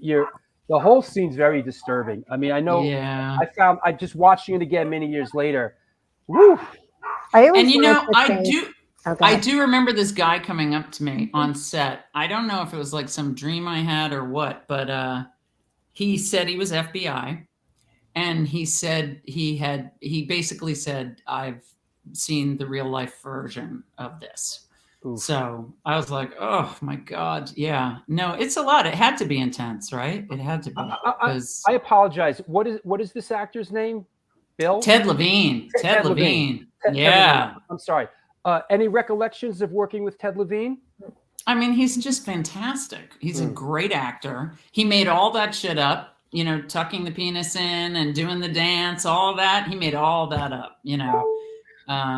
Yeah, he's great. He got a little typecast, I think. Yeah. He was worried about that.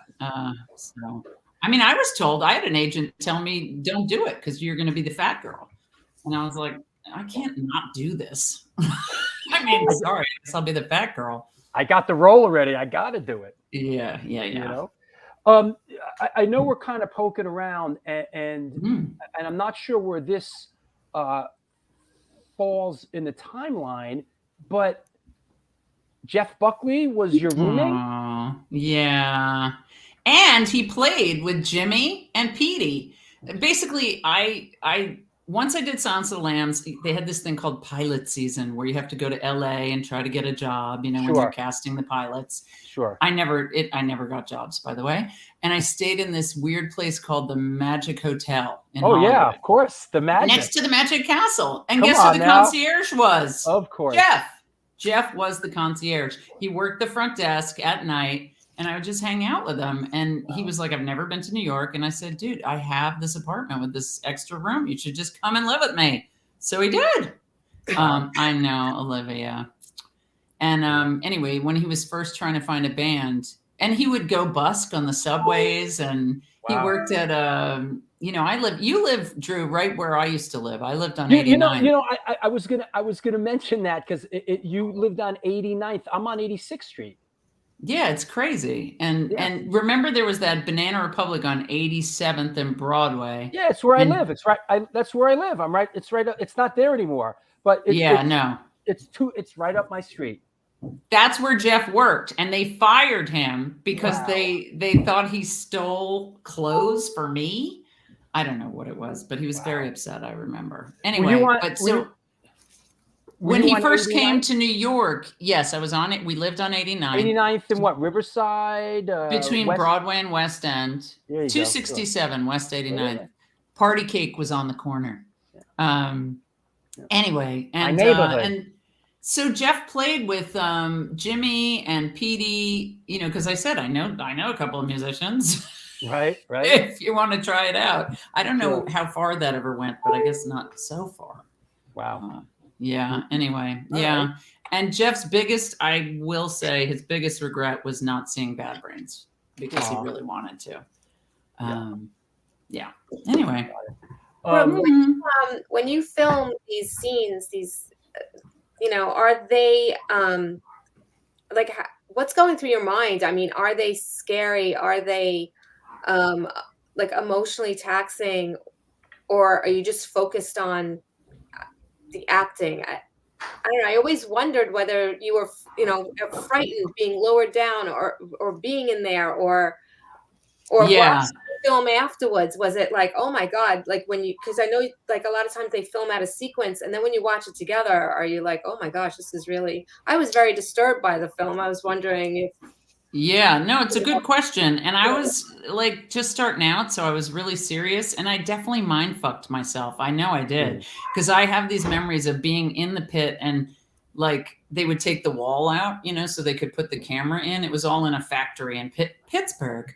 And and when the camera was there and I was trying to kind of stay in my reality, I literally remember thinking to myself, okay, not only are these people not helping me, but they're actually exploiting me, which I was like, what the, it was like, like they're here, they're filming my misery.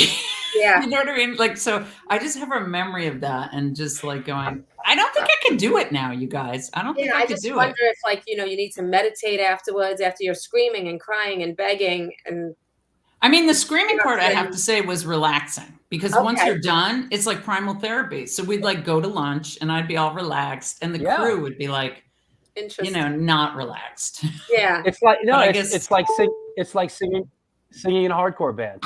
It's like, I can relate to that part of it. It's like, it's such a release. Yeah. And maybe, I don't know if there's any sort of correlation, but I've learned as I've gotten older that sort of to expect that. So now when there's a show, I'll say, man, I just can't wait to get up there and just fucking unleash and let it all out. Yeah. And just, it's such a relief.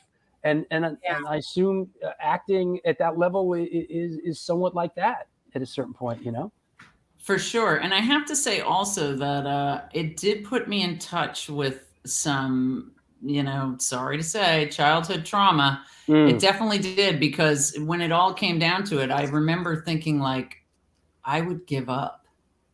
And then I had to really look at that. I was like, wait, why would you give up on yourself? I don't get it.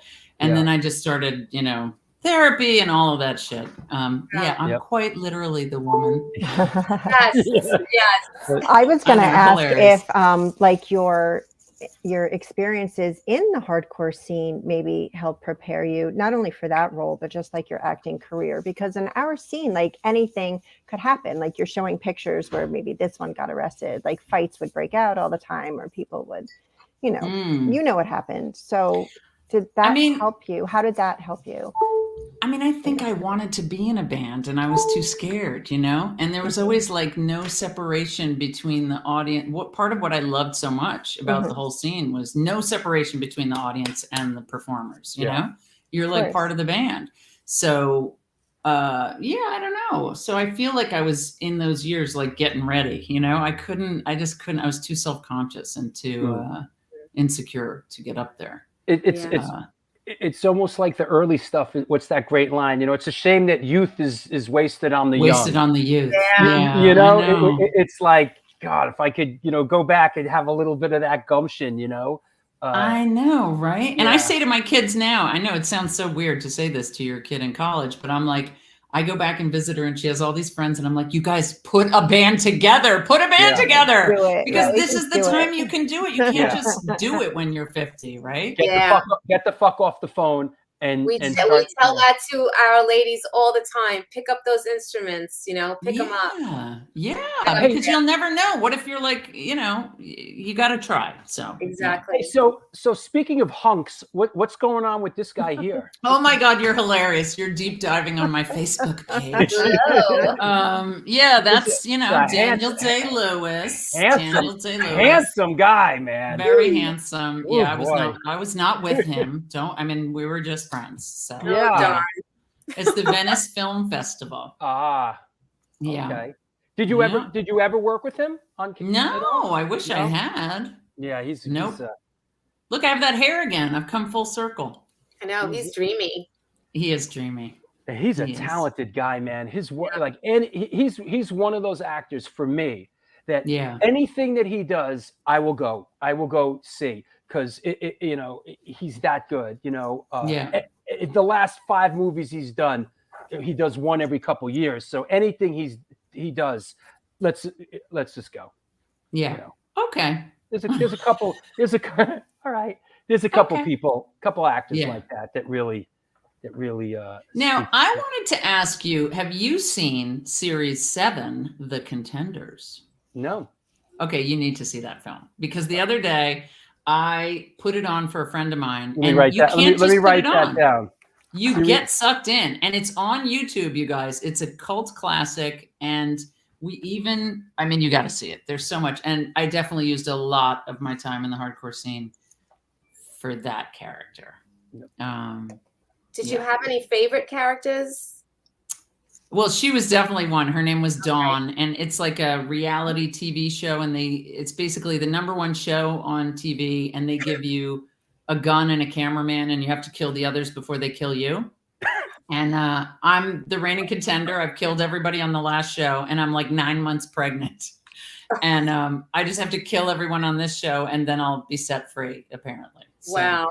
Yeah, I love that character, and I love Sonia. I love Sonia from Uncle Vanya on 42nd Street. Yeah. Brendan SFA asks, didn't you film that pregnant? No, it was fake pregnant, and I had to give birth. Spoiler alert to a breech baby at gunpoint on camera, and I didn't know such things existed. Fake pregnant. Oh yeah, they strap those big weighted things onto you, right? Yeah, silly. And so heavy. Yeah, no, and it's wild because I remember watching. I was so horrified to give birth, having not done it, because I don't really believe people when they give birth on camera. Right. So I watched all these videotapes, and I don't know. Acting. Yeah, absolutely. I know we're skipping around here, but one role that I really, really, really enjoyed. That I binge watched during the pandemic was Ray Donovan, and and I was like, oh wow, there's Brooke. Oh cool. Yep. Right. And crazy. Yeah, that I know there's a lot of Ray Donovan fans watching the show.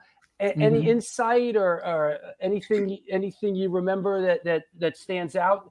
You were on a bunch of episodes. Yeah. So, the first thing I have to say is it was created by a woman named Ann Bitterman, and they got rid of her real fast.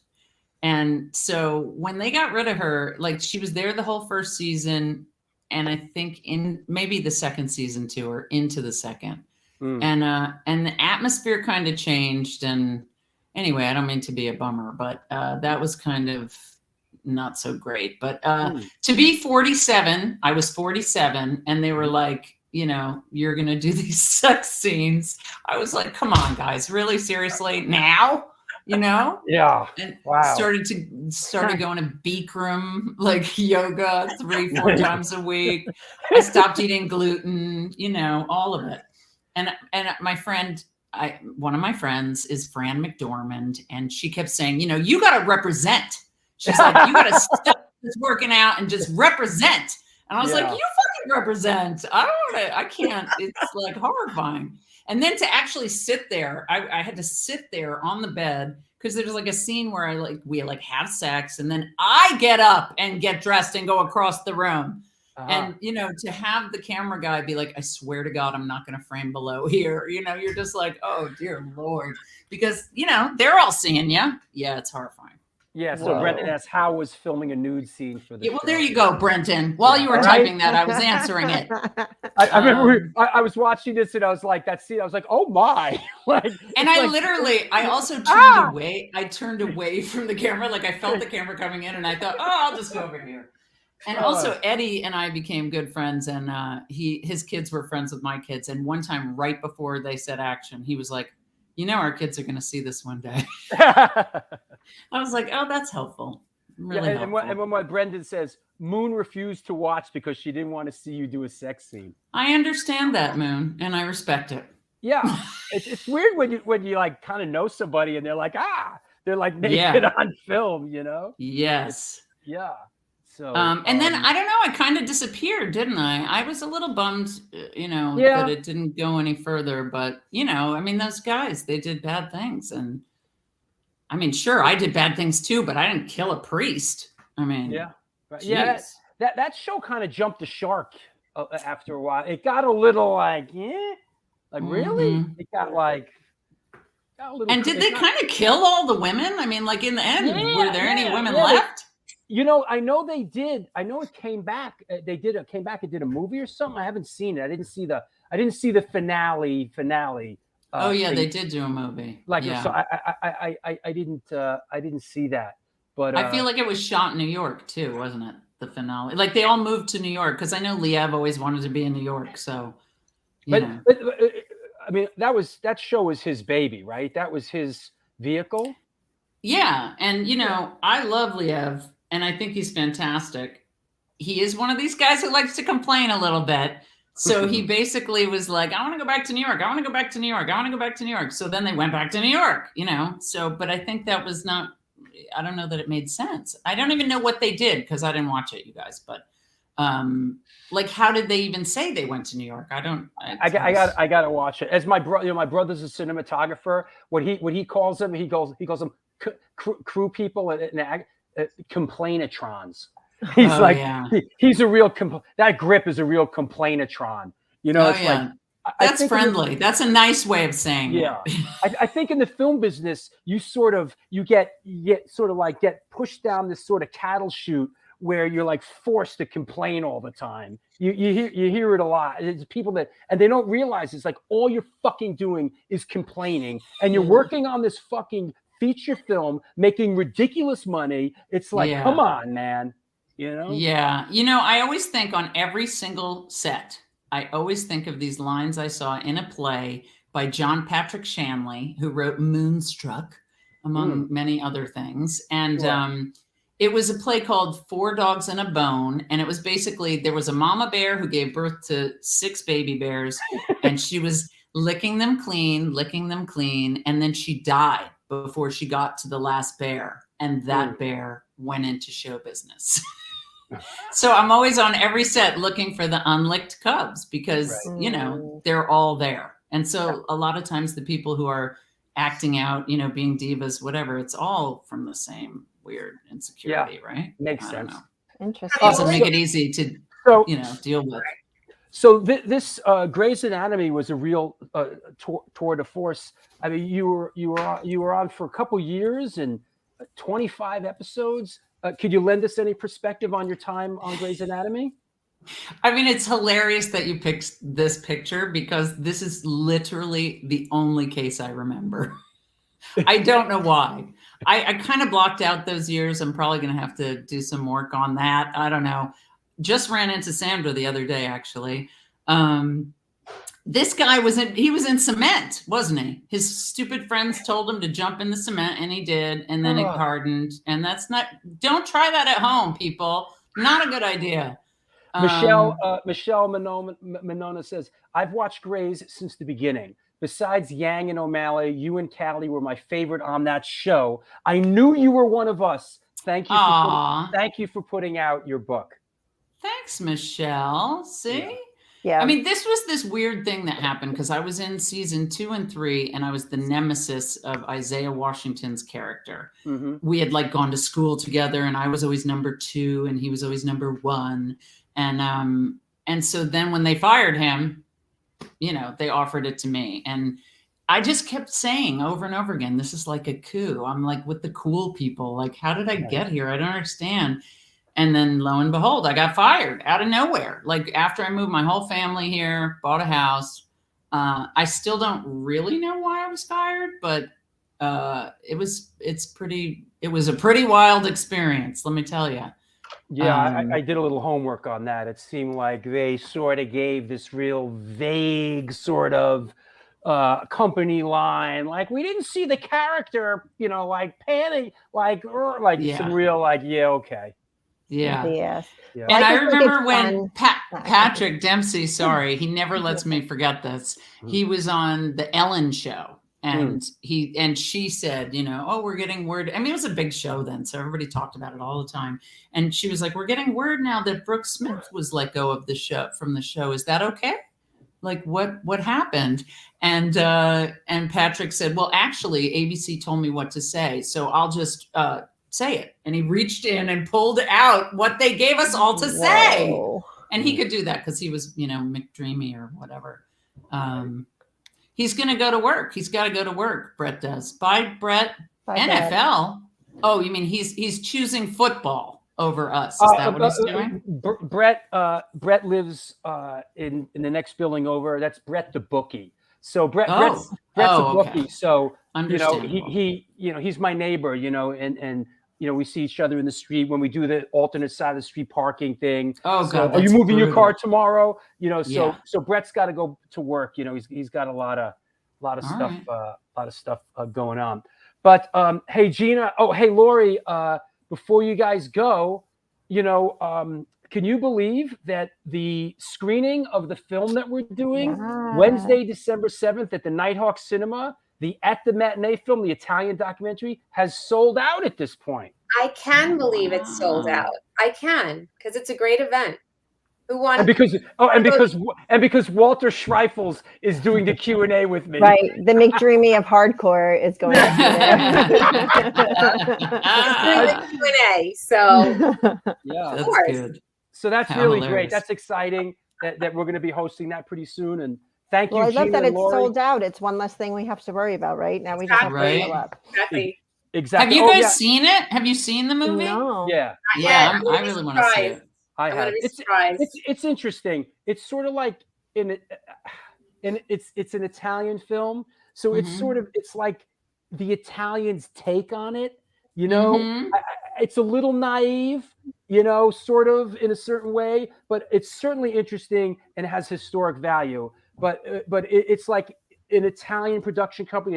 The Italians came here and did a documentary about the New York hardcore matinee scene. I think that'll be fun. I think that'll be the fun part of it to see. Yeah, for sure.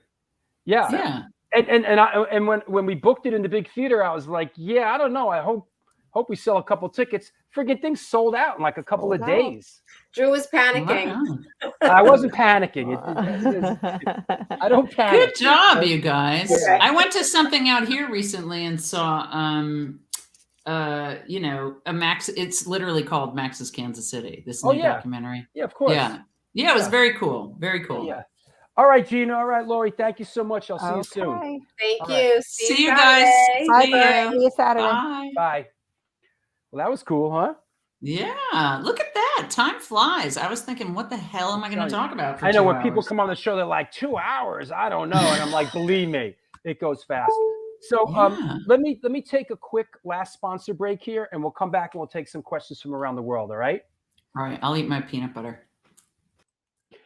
That's right. This is the New York Hardcore Chronicles Live, and we are sponsored by New York Hardcore Comics, The Organic Grill, the Texas Silver Rush, Generation Records, 126 Hardcore Clothing, Grunge and Gribe Soap Company, and DTFM Vinyl Distro. Looking for more extreme music? DTFM Vinyl has got you. Located on 13th Ave in Fargo, North Dakota, we have the state's best selection of punk, hardcore, metal, ska, oi, and more. Can't make it in? Shop online from anywhere in the country at www.dtfmvinyldistro.com. DTFM Vinyl, where the policy still is and always will be death to false metal. That said, last but not least, come on now, 126 Hardcore Clothing is a streetwear brand for restless individuals who don't compromise. They're about being positive, spontaneous, and true to yourself. For years, they experimented with several printing methods and materials and collaborated with a large number of designers and illustrators, always giving room for fresh perspectives while retaining the hardcore attitude. Don't care what you may say, we got that attitude. Get in touch with them, ramp up your game at www.126clothing.com. We mentioned that this screening is sold out. I don't think there's going to be another one. But that's it. I'm doing the Q&A with Walter Schreifels and Olivia. That said, that's Wednesday, December 7th. If you have a ticket, December 10th, up at the Sawmill Tavern, brought to you by New York Hardcore Comics. It is Polyabuse, Damn Your Eyes, Incendiary Device. It is going to jump off tonight. Fire is Murder and Leeway. That is Saturday, December 10th. Opening party December 17th for the New York Hardcore Art exhibit at Senna Tattoo. And of course, the next day is the Holiday Slamboree, brought to you by Women of the Pit, down at the Bowery Electric. Free, all ages, 7 bands, 2 stages, Faded Line, Serial Poets, Concrete Ties, Voice of Doom, Daija, Spoiler NYC, and Sworn Enemy. That's going to be a banger. Hey, by the way, if you don't know, you know now. We, ID, are playing with Gogo Bordello at the Brooklyn Bowl on Thursday, December 29th. Tickets are on sale now. They're Thursday, December 29th. Excuse me. They are doing their New Year's run, 29th, 30th, and 31st. We are playing with them on the 29th.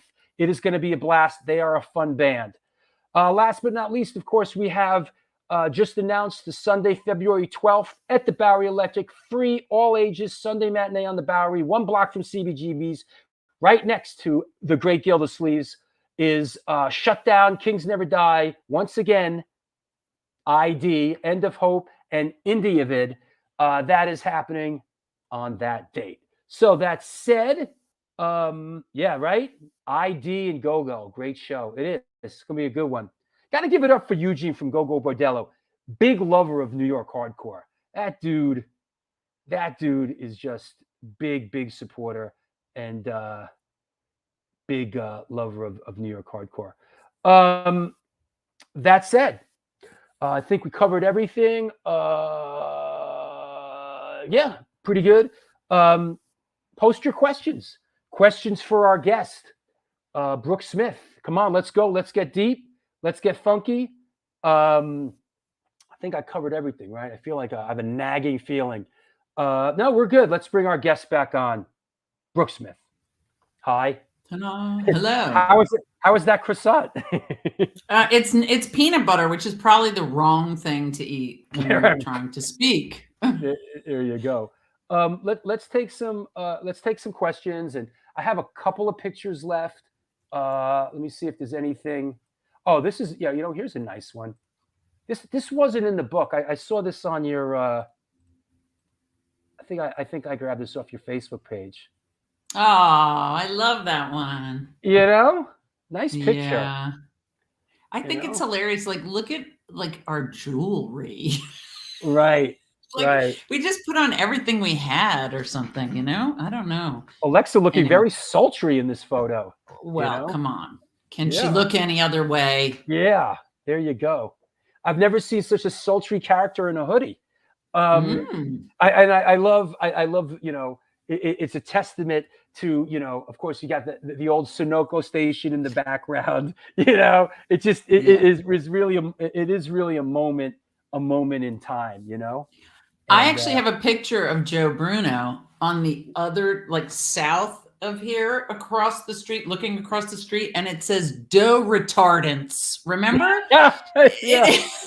And when I saw that, it like came right back to me. I thought, what are dough retardants? And there was once a whole store there for them. Well, a lot of people don't know that area that we used to go down there for the matinees. Was an industrial was what do you call it? A restaurant equipment area. And so during the week, all these stores, were open that sold like, restaurant equipment and restaurant products. And they all had their gates down on Sunday when we were down there basically and had like full run of the place, Yeah. Crazy shit like that. Okay. So, I see the questions. Here you go. Your scene in Silence of the Lambs when you were driving in your car, who was the band that you were listening to, Brooke? Well, we know that one, right? Yeah, that one's Tom Petty. But the finalists for that, it was also going to maybe be Chaka Khan, Tell Me Something Good. Tell me something good. Tell me. Tell me that you like it. Yeah. Of course, I asked for Bad Brains because he asked me, what would you be listening to? And he was like, no. Right. No. No. Yeah. Darren, did you ever get? Oh my God. The bodega, sorry, but the bodega across the street. You're so right. Because remember, there was that plexiglass. So if you wanted to buy something, you'd have to put your money and then it would like come through. Yeah. By the way, that question's asked by Astoria Lou, and there's a picture of you in Astoria Lou, just like that. Oh yay! Look at that, New York Rangers. And we took this when we bumped into you when we went out to Chiller. You did Chiller one year. I did. It was fun. Yeah. Oh my God! I saw Abe Vigoda. He's gone now. Yeah. That what? Funny you should say that because. We go out there. We kind of do a pilgrimage. Me, Astoria Lou, Michael Lago. We love going out to Chiller. We wander around. It's like sort of a thing that we do. And there's always a couple people like yourself that we know. Hey, and me and Alago did it when the film came out. But that year you're talking about, Astoria Lou, in sneaky mode. We were outside and Abe Vigoda came out. We were like, oh shit, a fish. And he snapped a couple pictures of Abe Vigoda. And so yeah, that was like a big score. And here's from that same Chiller, that same event that featuring Abe Vigoda and Brooke Smith. Here's a shot of you and me and come on. Oh God, we're all sitting on the edge. Me, and Lou Kohler from Sick of It All. Yep. Yeah, man. Yeah, Laura Zeitlin, you were there too. Yeah, that was fun. I just saw Sick of It All. Just to answer one of these questions, do I still go to shows? Saw them and just shot it too. And I thought, God, this is hard. It's low light. It's fast action. How do I do this? There it is. Do you still go to shows? Yeah. Yeah. Oh, the cat in the window. Someone's asking about. What? Yeah, because I got out of the car and I said, like, hello. Where are you saying this stuff? Hold on. Oh, here we go. Over there. Okay, hold on. John Wolf, what happened to the cat that was in the window in the silent scene when you were abducted? Hope it was okay. LOL. Okay. I think the cat was fine. Yeah. I was worried about that dog, to be honest with you, because how does a dog know? Like, there's no way that dog knew that it was like acting. Did she? I don't know. I mean, dogs react. Oh, look at Olivia's question. Good question. Who was your biggest New York hardcore crush? Good one. Oh my God, you're going to get me in trouble. Well, she knows the answer. Originally, it was Chris Cherokee. Oh, wow. I had such a crush on him. He was like a lunatic. God Cause for alarm. Soul. Yeah. God rest his soul. Yeah. And then, I mean, come on, look at Jimmy on the front cover. I mean, come on. You know who Chris Cherokee fell in with in his later years is the Grateful Dead. I know, it's just totally weird to me. I used to take. I don't know what to do with that. I used to take my kid to, like, it was so weird. It was like I'd take my kid to the Dead show, and Cherokee would hook it up with backstage passes, and my, next thing we'd be like on stage in some stadium. My kid would be like, so I'm like, cool. I know, yeah. He's old. He's like an old New York hardcore guy, Mm-hmm. So yeah. Top Oh 5 God, bands. top 5 bands. All right. Like of all time, of all kinds of bands? I don't know. Take that any way you want. All right, I'm just going to say them as they come. I mean, Bad Brains, for sure. Agnostic Front, for sure. Love Agnostic Front. Nick Cave and the Bad Seeds. Love them. Seen them a million times. Oh God, now I'm gonna. What's next? What should I say? I've never seen Nick Cave. Really? For me, he's number 2 best frontman after HR. He played a couple months ago right in my neighborhood at the Beacon Theater, and I was like, I want to go. I didn't go, and like I've never seen Nick Cave, and I've never seen The Cure. Oh, see, and I saw him back in the day. I can't believe they're still playing. Seems that way.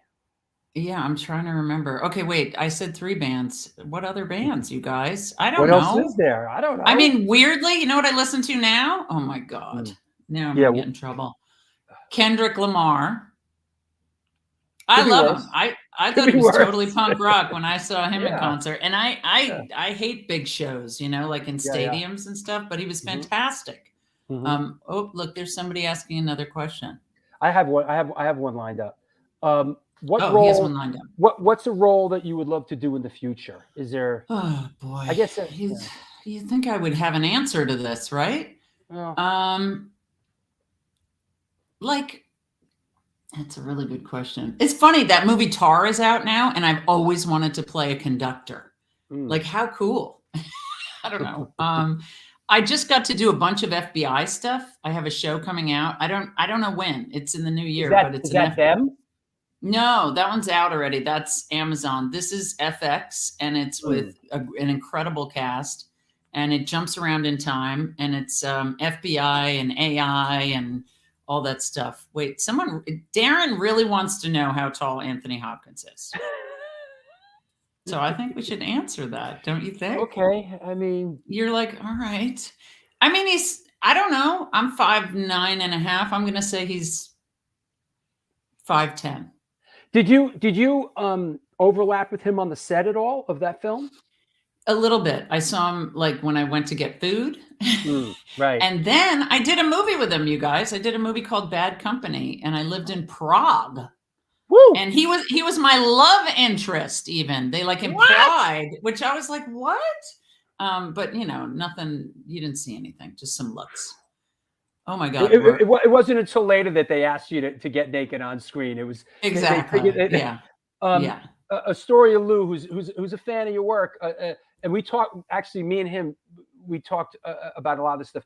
He said, I remember catching you in Random Hearts with Harrison Ford. And he's like the only person who saw that movie. It was so funny because me and him, we were talking, and as I was researching the show, so you know, we just went down the rabbit hole. We went to Random Hearts, and then we just went everywhere and looking. This guy directed this next, and it actually led me to Silence of the Lambs, that Jonathan directed Philadelphia after that film. Yeah, he did. Which was a huge film. Yeah, major. Huge film. I mean, to go to best director, all those, and to hit 2 home runs back to back like that. Those weren't just big films; those were blockbuster films. Yeah, for sure. And Philadelphia was a great film. You know. Yeah, no, it totally was. Wait, do you get to pick the people, or can I answer Lori's question? Just try to give me just give me a heads up so I can put it on the screen. Lori asked, you got have I directed, written, and would I want to? I have. Mm-hmm. I did a short film that I wrote, produced, directed, and starred in Central Park on film a million years ago. Then, weirdly, which is why I asked about your documentary, I made a documentary. I made 2 feature-length documentaries. The first one was about this blues musician from Chicago. Oh, wow. It never came out. And would I want to again? Very much so. In fact, I would like to make a show set in this time and place. There you go. So that's what I'm going to try to do next. A period piece. Exactly. Exactly. I don't know where the hell we're going to shoot it. Clearly not in the East Village. Yeah. I don't know. Yeah. These are good questions. How about this? They are. Chucky Brown, one of our big supporters and historian. Can she speak on seeing a real heart surgery? I believe it was her time in Grey's Anatomy. Ooh. Yes, I did. I'm so glad he's asking. No one's ever asked me that. I went because they'll let actors do anything, which is horrifying.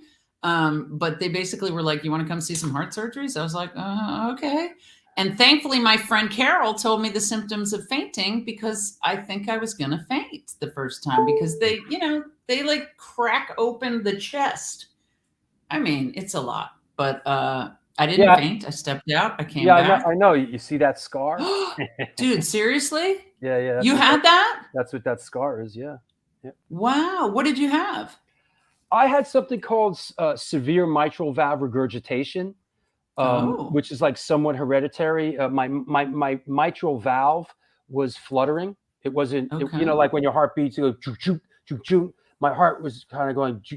It was like fluttering, and my blood wasn't pumping right, and it was just it was pretty stressful. I knew something was wrong, but I was pretty young at the time. I was confused, so I went to the doctor, and just one thing led to the other. But one thing that did happen was that Eric Everlast from House of Pain. I was talking to him. He had the same surgery, and I talked to him, and he said, "Get it done as soon as you can," because the doctor said, "Well, you don't have to do it right now, but it's something that is going to get progressively worse until you have to do it." And his advice was, "Do it while you're young. Get it done while you're young, and you have the recuperative powers." So I went and got it when I was really young, And the big joke was, since I have this tattoo on my chest, the doc was like, "Well, I want to know, ha ha ha, put the pieces back together." So me and my father went and like we met with, you go and you meet with the surgeon, and this guy was like cracking jokes and the whole shit. We were like, "You know what? We like this guy. Let's go with him." This guy's fucking funny. We'll go with him. That's what you want in a surgeon. Humor. Yeah, he was fun. He was a funny guy. Yes, we're glad that you're comfortable here. Oh my God. This is a Brendan question. As an actor, if you could have played any character in any film ever, who would you love to have played? See, I need to prep myself for these things. That's a tough one. I can think of careers, like when people would say when I was younger, like, whose career do you wish you were having? I used to say Sean Penn. Done some great work, man. Right, Daniel Day-Lewis. Clearly, they're all men. Yeah. But wow, I just saw something too. What the hell did I just see? Did you see Licorice Pizza? I did. It was really. I loved it. I thought it was great. I liked it too. Yeah, I really liked it. I thought it was great. I really enjoyed it. I'm trying to remember what I just saw, and I literally thought to myself, "Oh man, I would have played the hell out of that part." Oh yeah, that happens, huh? When you and you're like, "Oh, they didn't quite get what Yeah. Damn. Anyway, I could have killed that. I'll think about it, Brendan, and I'll tell you when I come next weekend. Well, here's another Brendan one. These are good questions. What director have you not worked with that you would love to? This I got. Donald Glover. Donald Glover. That's right. I hope he's listening. Donald Glover. Atlanta, my favorite show. Favorite show. I want to look this guy up a little bit here. Yeah, you got to look him up. Oh yeah. Okay. Yeah, Yeah. Fantastic. What other directors? I mean, there's all kinds of directors I'd love to work with. Oh wow, he's done some work, this dude. Oh my God, he's unbelievable. And I really thought Atlanta was the best show. It just ended on TV. I just loved it. Huh. Yeah. That was his baby, huh? Atlanta. Yeah, it was his baby. Oh yeah, yep. I see. Yeah, no, he. And then he's Childish Gambino too. So he's a musician as well. And he's in the Spider-Man movies. But he hasn't directed that much stuff. No, I mean, he created that show. So it was his baby, right? Yeah. Yeah. And actually, I should probably say that the guy Hero, I don't know I forgot his last name. He directed most of them. He's great. Hey, I'd work with anybody, really. Yeah, sure. I mean, doing my homework, I was thinking about the importance of having a good agent, and is that could you lend sort of the layman out there, like having a good agent? How important is that in your line of work? I mean, probably music is similar like this, right? You got to get an agent, but then you can't get an agent unless you've done anything, right? But then you can't get anything unless you have the agent. So sure. It's really hard. And I know so many people, myself included, I have no idea when I'm working again. No idea. And, a kid in college, I mentioned that. Yeah. So it's, what was the question? Look at that. I had an emotional block. Well, just agent, just agents. How important it is, to have an agent and to have an agent that is aggressive. And also can even like that anyone even knows your agent so that you can even get the appointments, it's really, and it's changing all the time. Now we never go in for auditions. We do them in our house. That's wild. Yeah. Which is good news, bad news. Yeah, for sure. And you're right. It is the same in the music world, at a certain point, a band needs a great, manager, because record companies don't talk to bands. Record companies talk to managers. To protect themselves, just like I get this sometimes at a certain level, and it's just because of a couple of things I've done. People ask me, "Hey, I have a script, and will you look at it?" And this and that. I say, "Look, I can't read your script. I can't read your script. If you should get yourself an agent, copyright your script. It's like I can't take on the liability of reading your script." And then God knows what could happen down the road. So my advice to anybody with a script is always try to get somebody to represent the script properly. Yeah. Yeah. Ever do Broadway? No, off Broadway, but not Broadway. Yeah, I would like to. Yeah. I'd actually would love to do a play again. Yeah. A question from our buddy Al Baril. Is this the golden age for an actor with all the streaming and content being created? I mean, yes and no.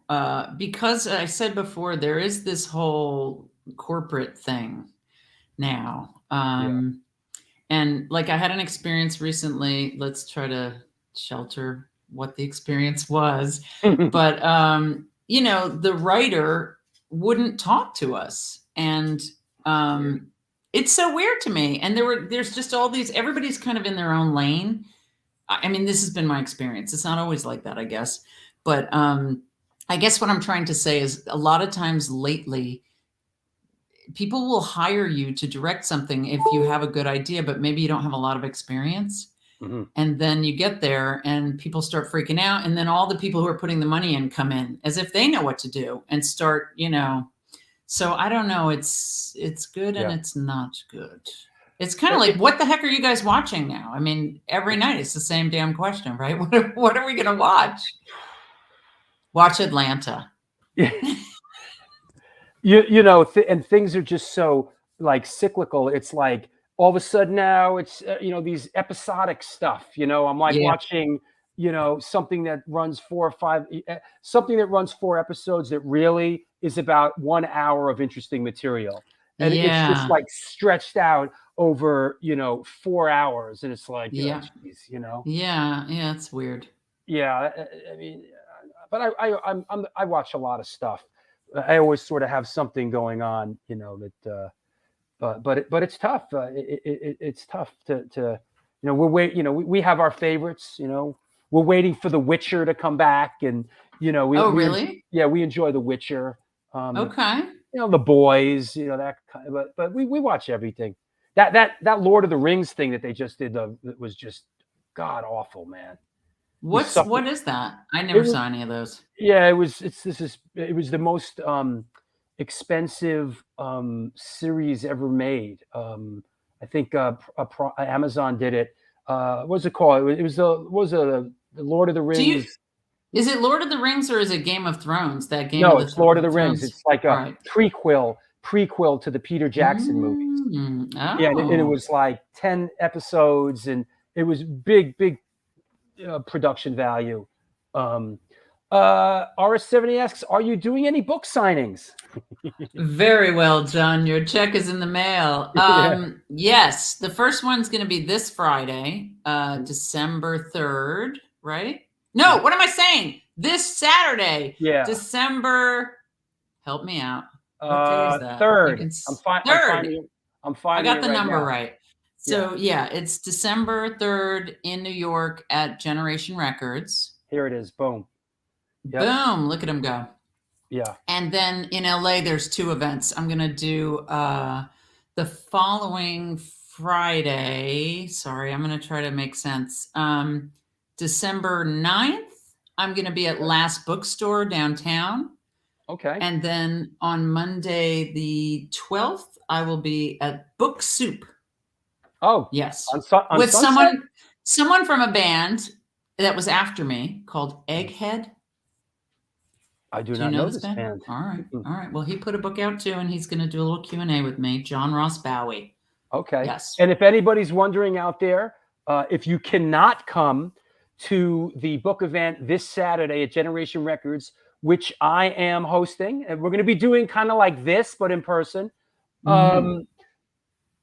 This Sunday, if you can't be there, the book is available at www.sundaymatineebook.com. So there it is. Make your move. Buy the book. Look at that. I'm looking to see. Yeah. Oh, the skin lotion. I just want to say something very weird and random.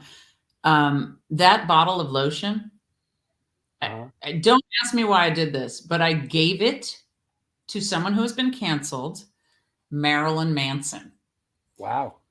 Isn't that weird? I was going to his birthday party a few years back, and I thought, what the hell am I going to give Marilyn Manson? Ooh. And I just thought, it's time to let go of this bottle of lotion. But now I'm kind of thinking maybe I need to break into his house and steal it back.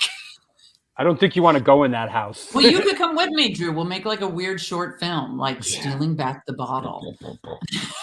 We want the lotion back, man. Yeah, Olivia's coming. Look, she's coming. Olivia. She can distract him. We'll get Olivia to distract him. Yeah, he's sort of waiting for things to die down so he can make a comeback, Exactly. It's a perfect time to get that lotion back. Yeah, there you go. Brooke and Drew and crew, I absolutely needed this today. Thank you. All love to you. Merritt Parkway should burn. Merritt Parkway. Wow. Is he watching from the car? Wow. I love the Merritt Parkway. A lot of traffic? I love the Merritt Parkway. Zukowski. P.S. My character on this new show, her name is Drew. Is that right? Mm-hmm. Oh, I got teased growing up, believe me. Oh, you did? Oh, because of Barrymore? No, because Nancy Drew. Oh, well, she's pretty cool. Yeah. Oh, he's on the Merritt Parkway. You're watching. He is. Wait a second. I had a feeling. Well, it's clearly not moving at all because how's he watching? Bro, if you're watching this show on the Merritt Parkway in the dark, which is like I know the Merritt Parkway. There's no lights on it. It's dangerous. Yeah. What's the website again to purchase? Pay attention, bro. Here it is again. Be nice. It's right here at www.sundaymatineebook.com. That's where it's at. So buy the book. There it is. Hey, Chucky, man, just come to the thing on Saturday, Chucky. Come down to the thing. And P.S. for people who've done the pre-order, we're really, really, really trying to make it so that the books will. I can't figure this out, but I just said basically like what happens if people did a pre-order and they're coming to the event? How are they going to get a book if it's in the mail or whatever? We're trying to figure that out. What's that? Do they have some plan for that? I think they do is what I'm trying to say. And I'm going to get into that and do whatever I can to make it happen. Oh, what are you growling at, Roxy? She's like, the show's going late and I want food. She's like, wrap it up. Yeah. A story Lou says, loved Pamela Sue Martin as Nancy Drew. That's pretty good. I survived quite a bit of torment as a kid. Nancy Drew. Oh my God, Martin Payne had his aorta replaced. Where are you seeing that? That's up a little there. Martin Yikes! That Payne, didn't. I had That, my that aorta couldn't. replaced and need the other valve. Hey, in this day and age, you Dude. know, this surgery I had in this day and age, they wouldn't have had even to cut you. crack me open. They could go in. Meanwhile, they fucking cracked me open, and I died twice on the table. It was like, what? Yeah, it was a whole thing. Yeah. It was a whole to do. It was a whole to do this thing. That's what, you know, people ask me, you know, why I live with such a, you know, why I have such a zest for life, you know. It's because it almost ended a couple times. Yeah, that'll do it. Victoria says, I will be purchasing your book, Brooke. Good. Hey, Victoria, come to the event on all these people in New York. Come to the event. Totally come. Yeah, and then we'll go have a beer after. Yeah, there you go. All right. Yeah. Well, I think Stephen Messina says I'll be getting my book Saturday. Looking forward to it. Right on.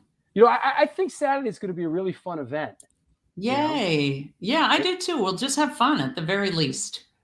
I've done a bunch of them. They're really fun. They're really fun down there. All right. Listen, I want to thank you for coming on the show. It was great. I really enjoyed it. Thanks for having me. Yeah, anybody you want to shout out or thank? Oh my God. No, just everybody, you know. You guys all know who you are, you know? Okay. Yeah. All good.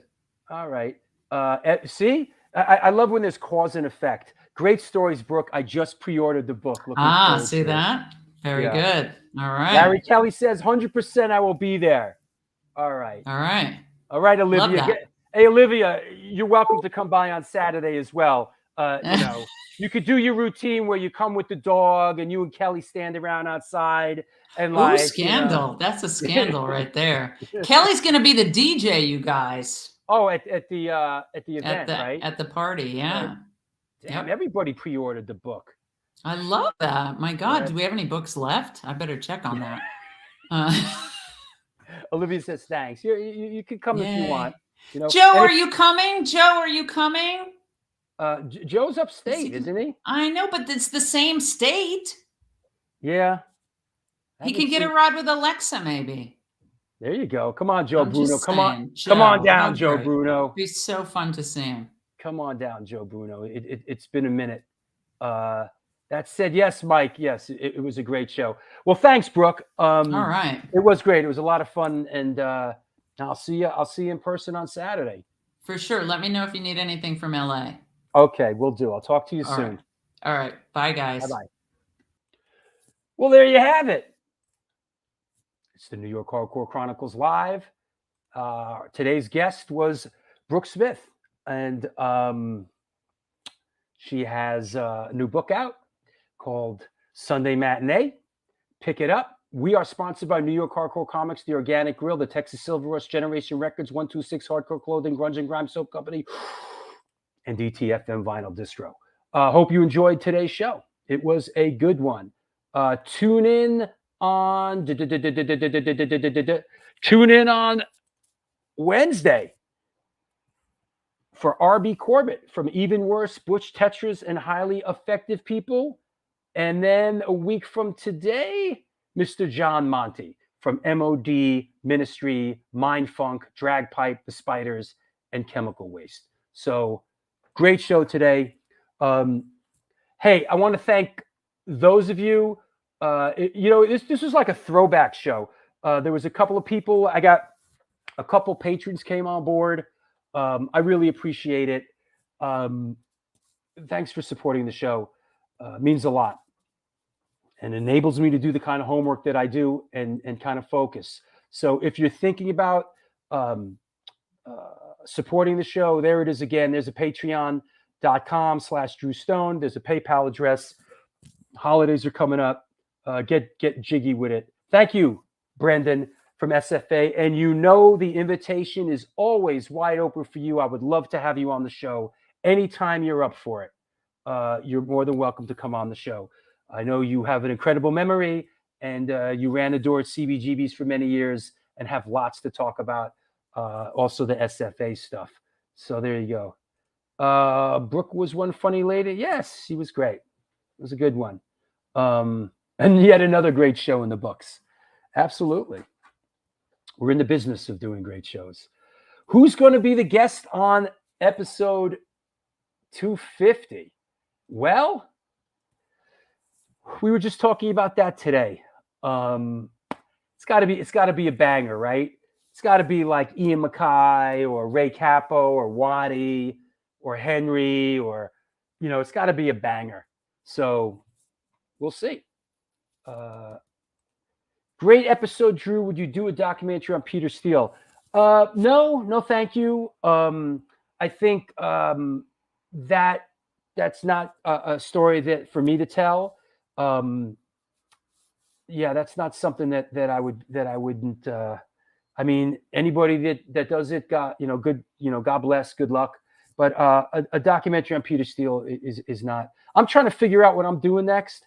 There's talk about the Biohazard documentary, and film I just did is doing film festivals right now. Not sure. I have a dramatic script called Finders Keepers. That's sort of calling my name. Yeah, Jock from GBH is a good one. That's a good one. Rollins is a good one. Stallone. I know you love Sylvester Stallone, don't you, Victoria? And Waddy, of course. Waddy. Chuck Wepner, the Bayonne Bleeder, for another boxing show. I'd love to have Chuck Wepner on the show. Chuck Wepner put Muhammad Ali on his ass. And that's where I talk. And here's the Sylvester Stallone. Funny, here's the connection. Where did Sylvester Stallone get, somewhat based the Rocky character on?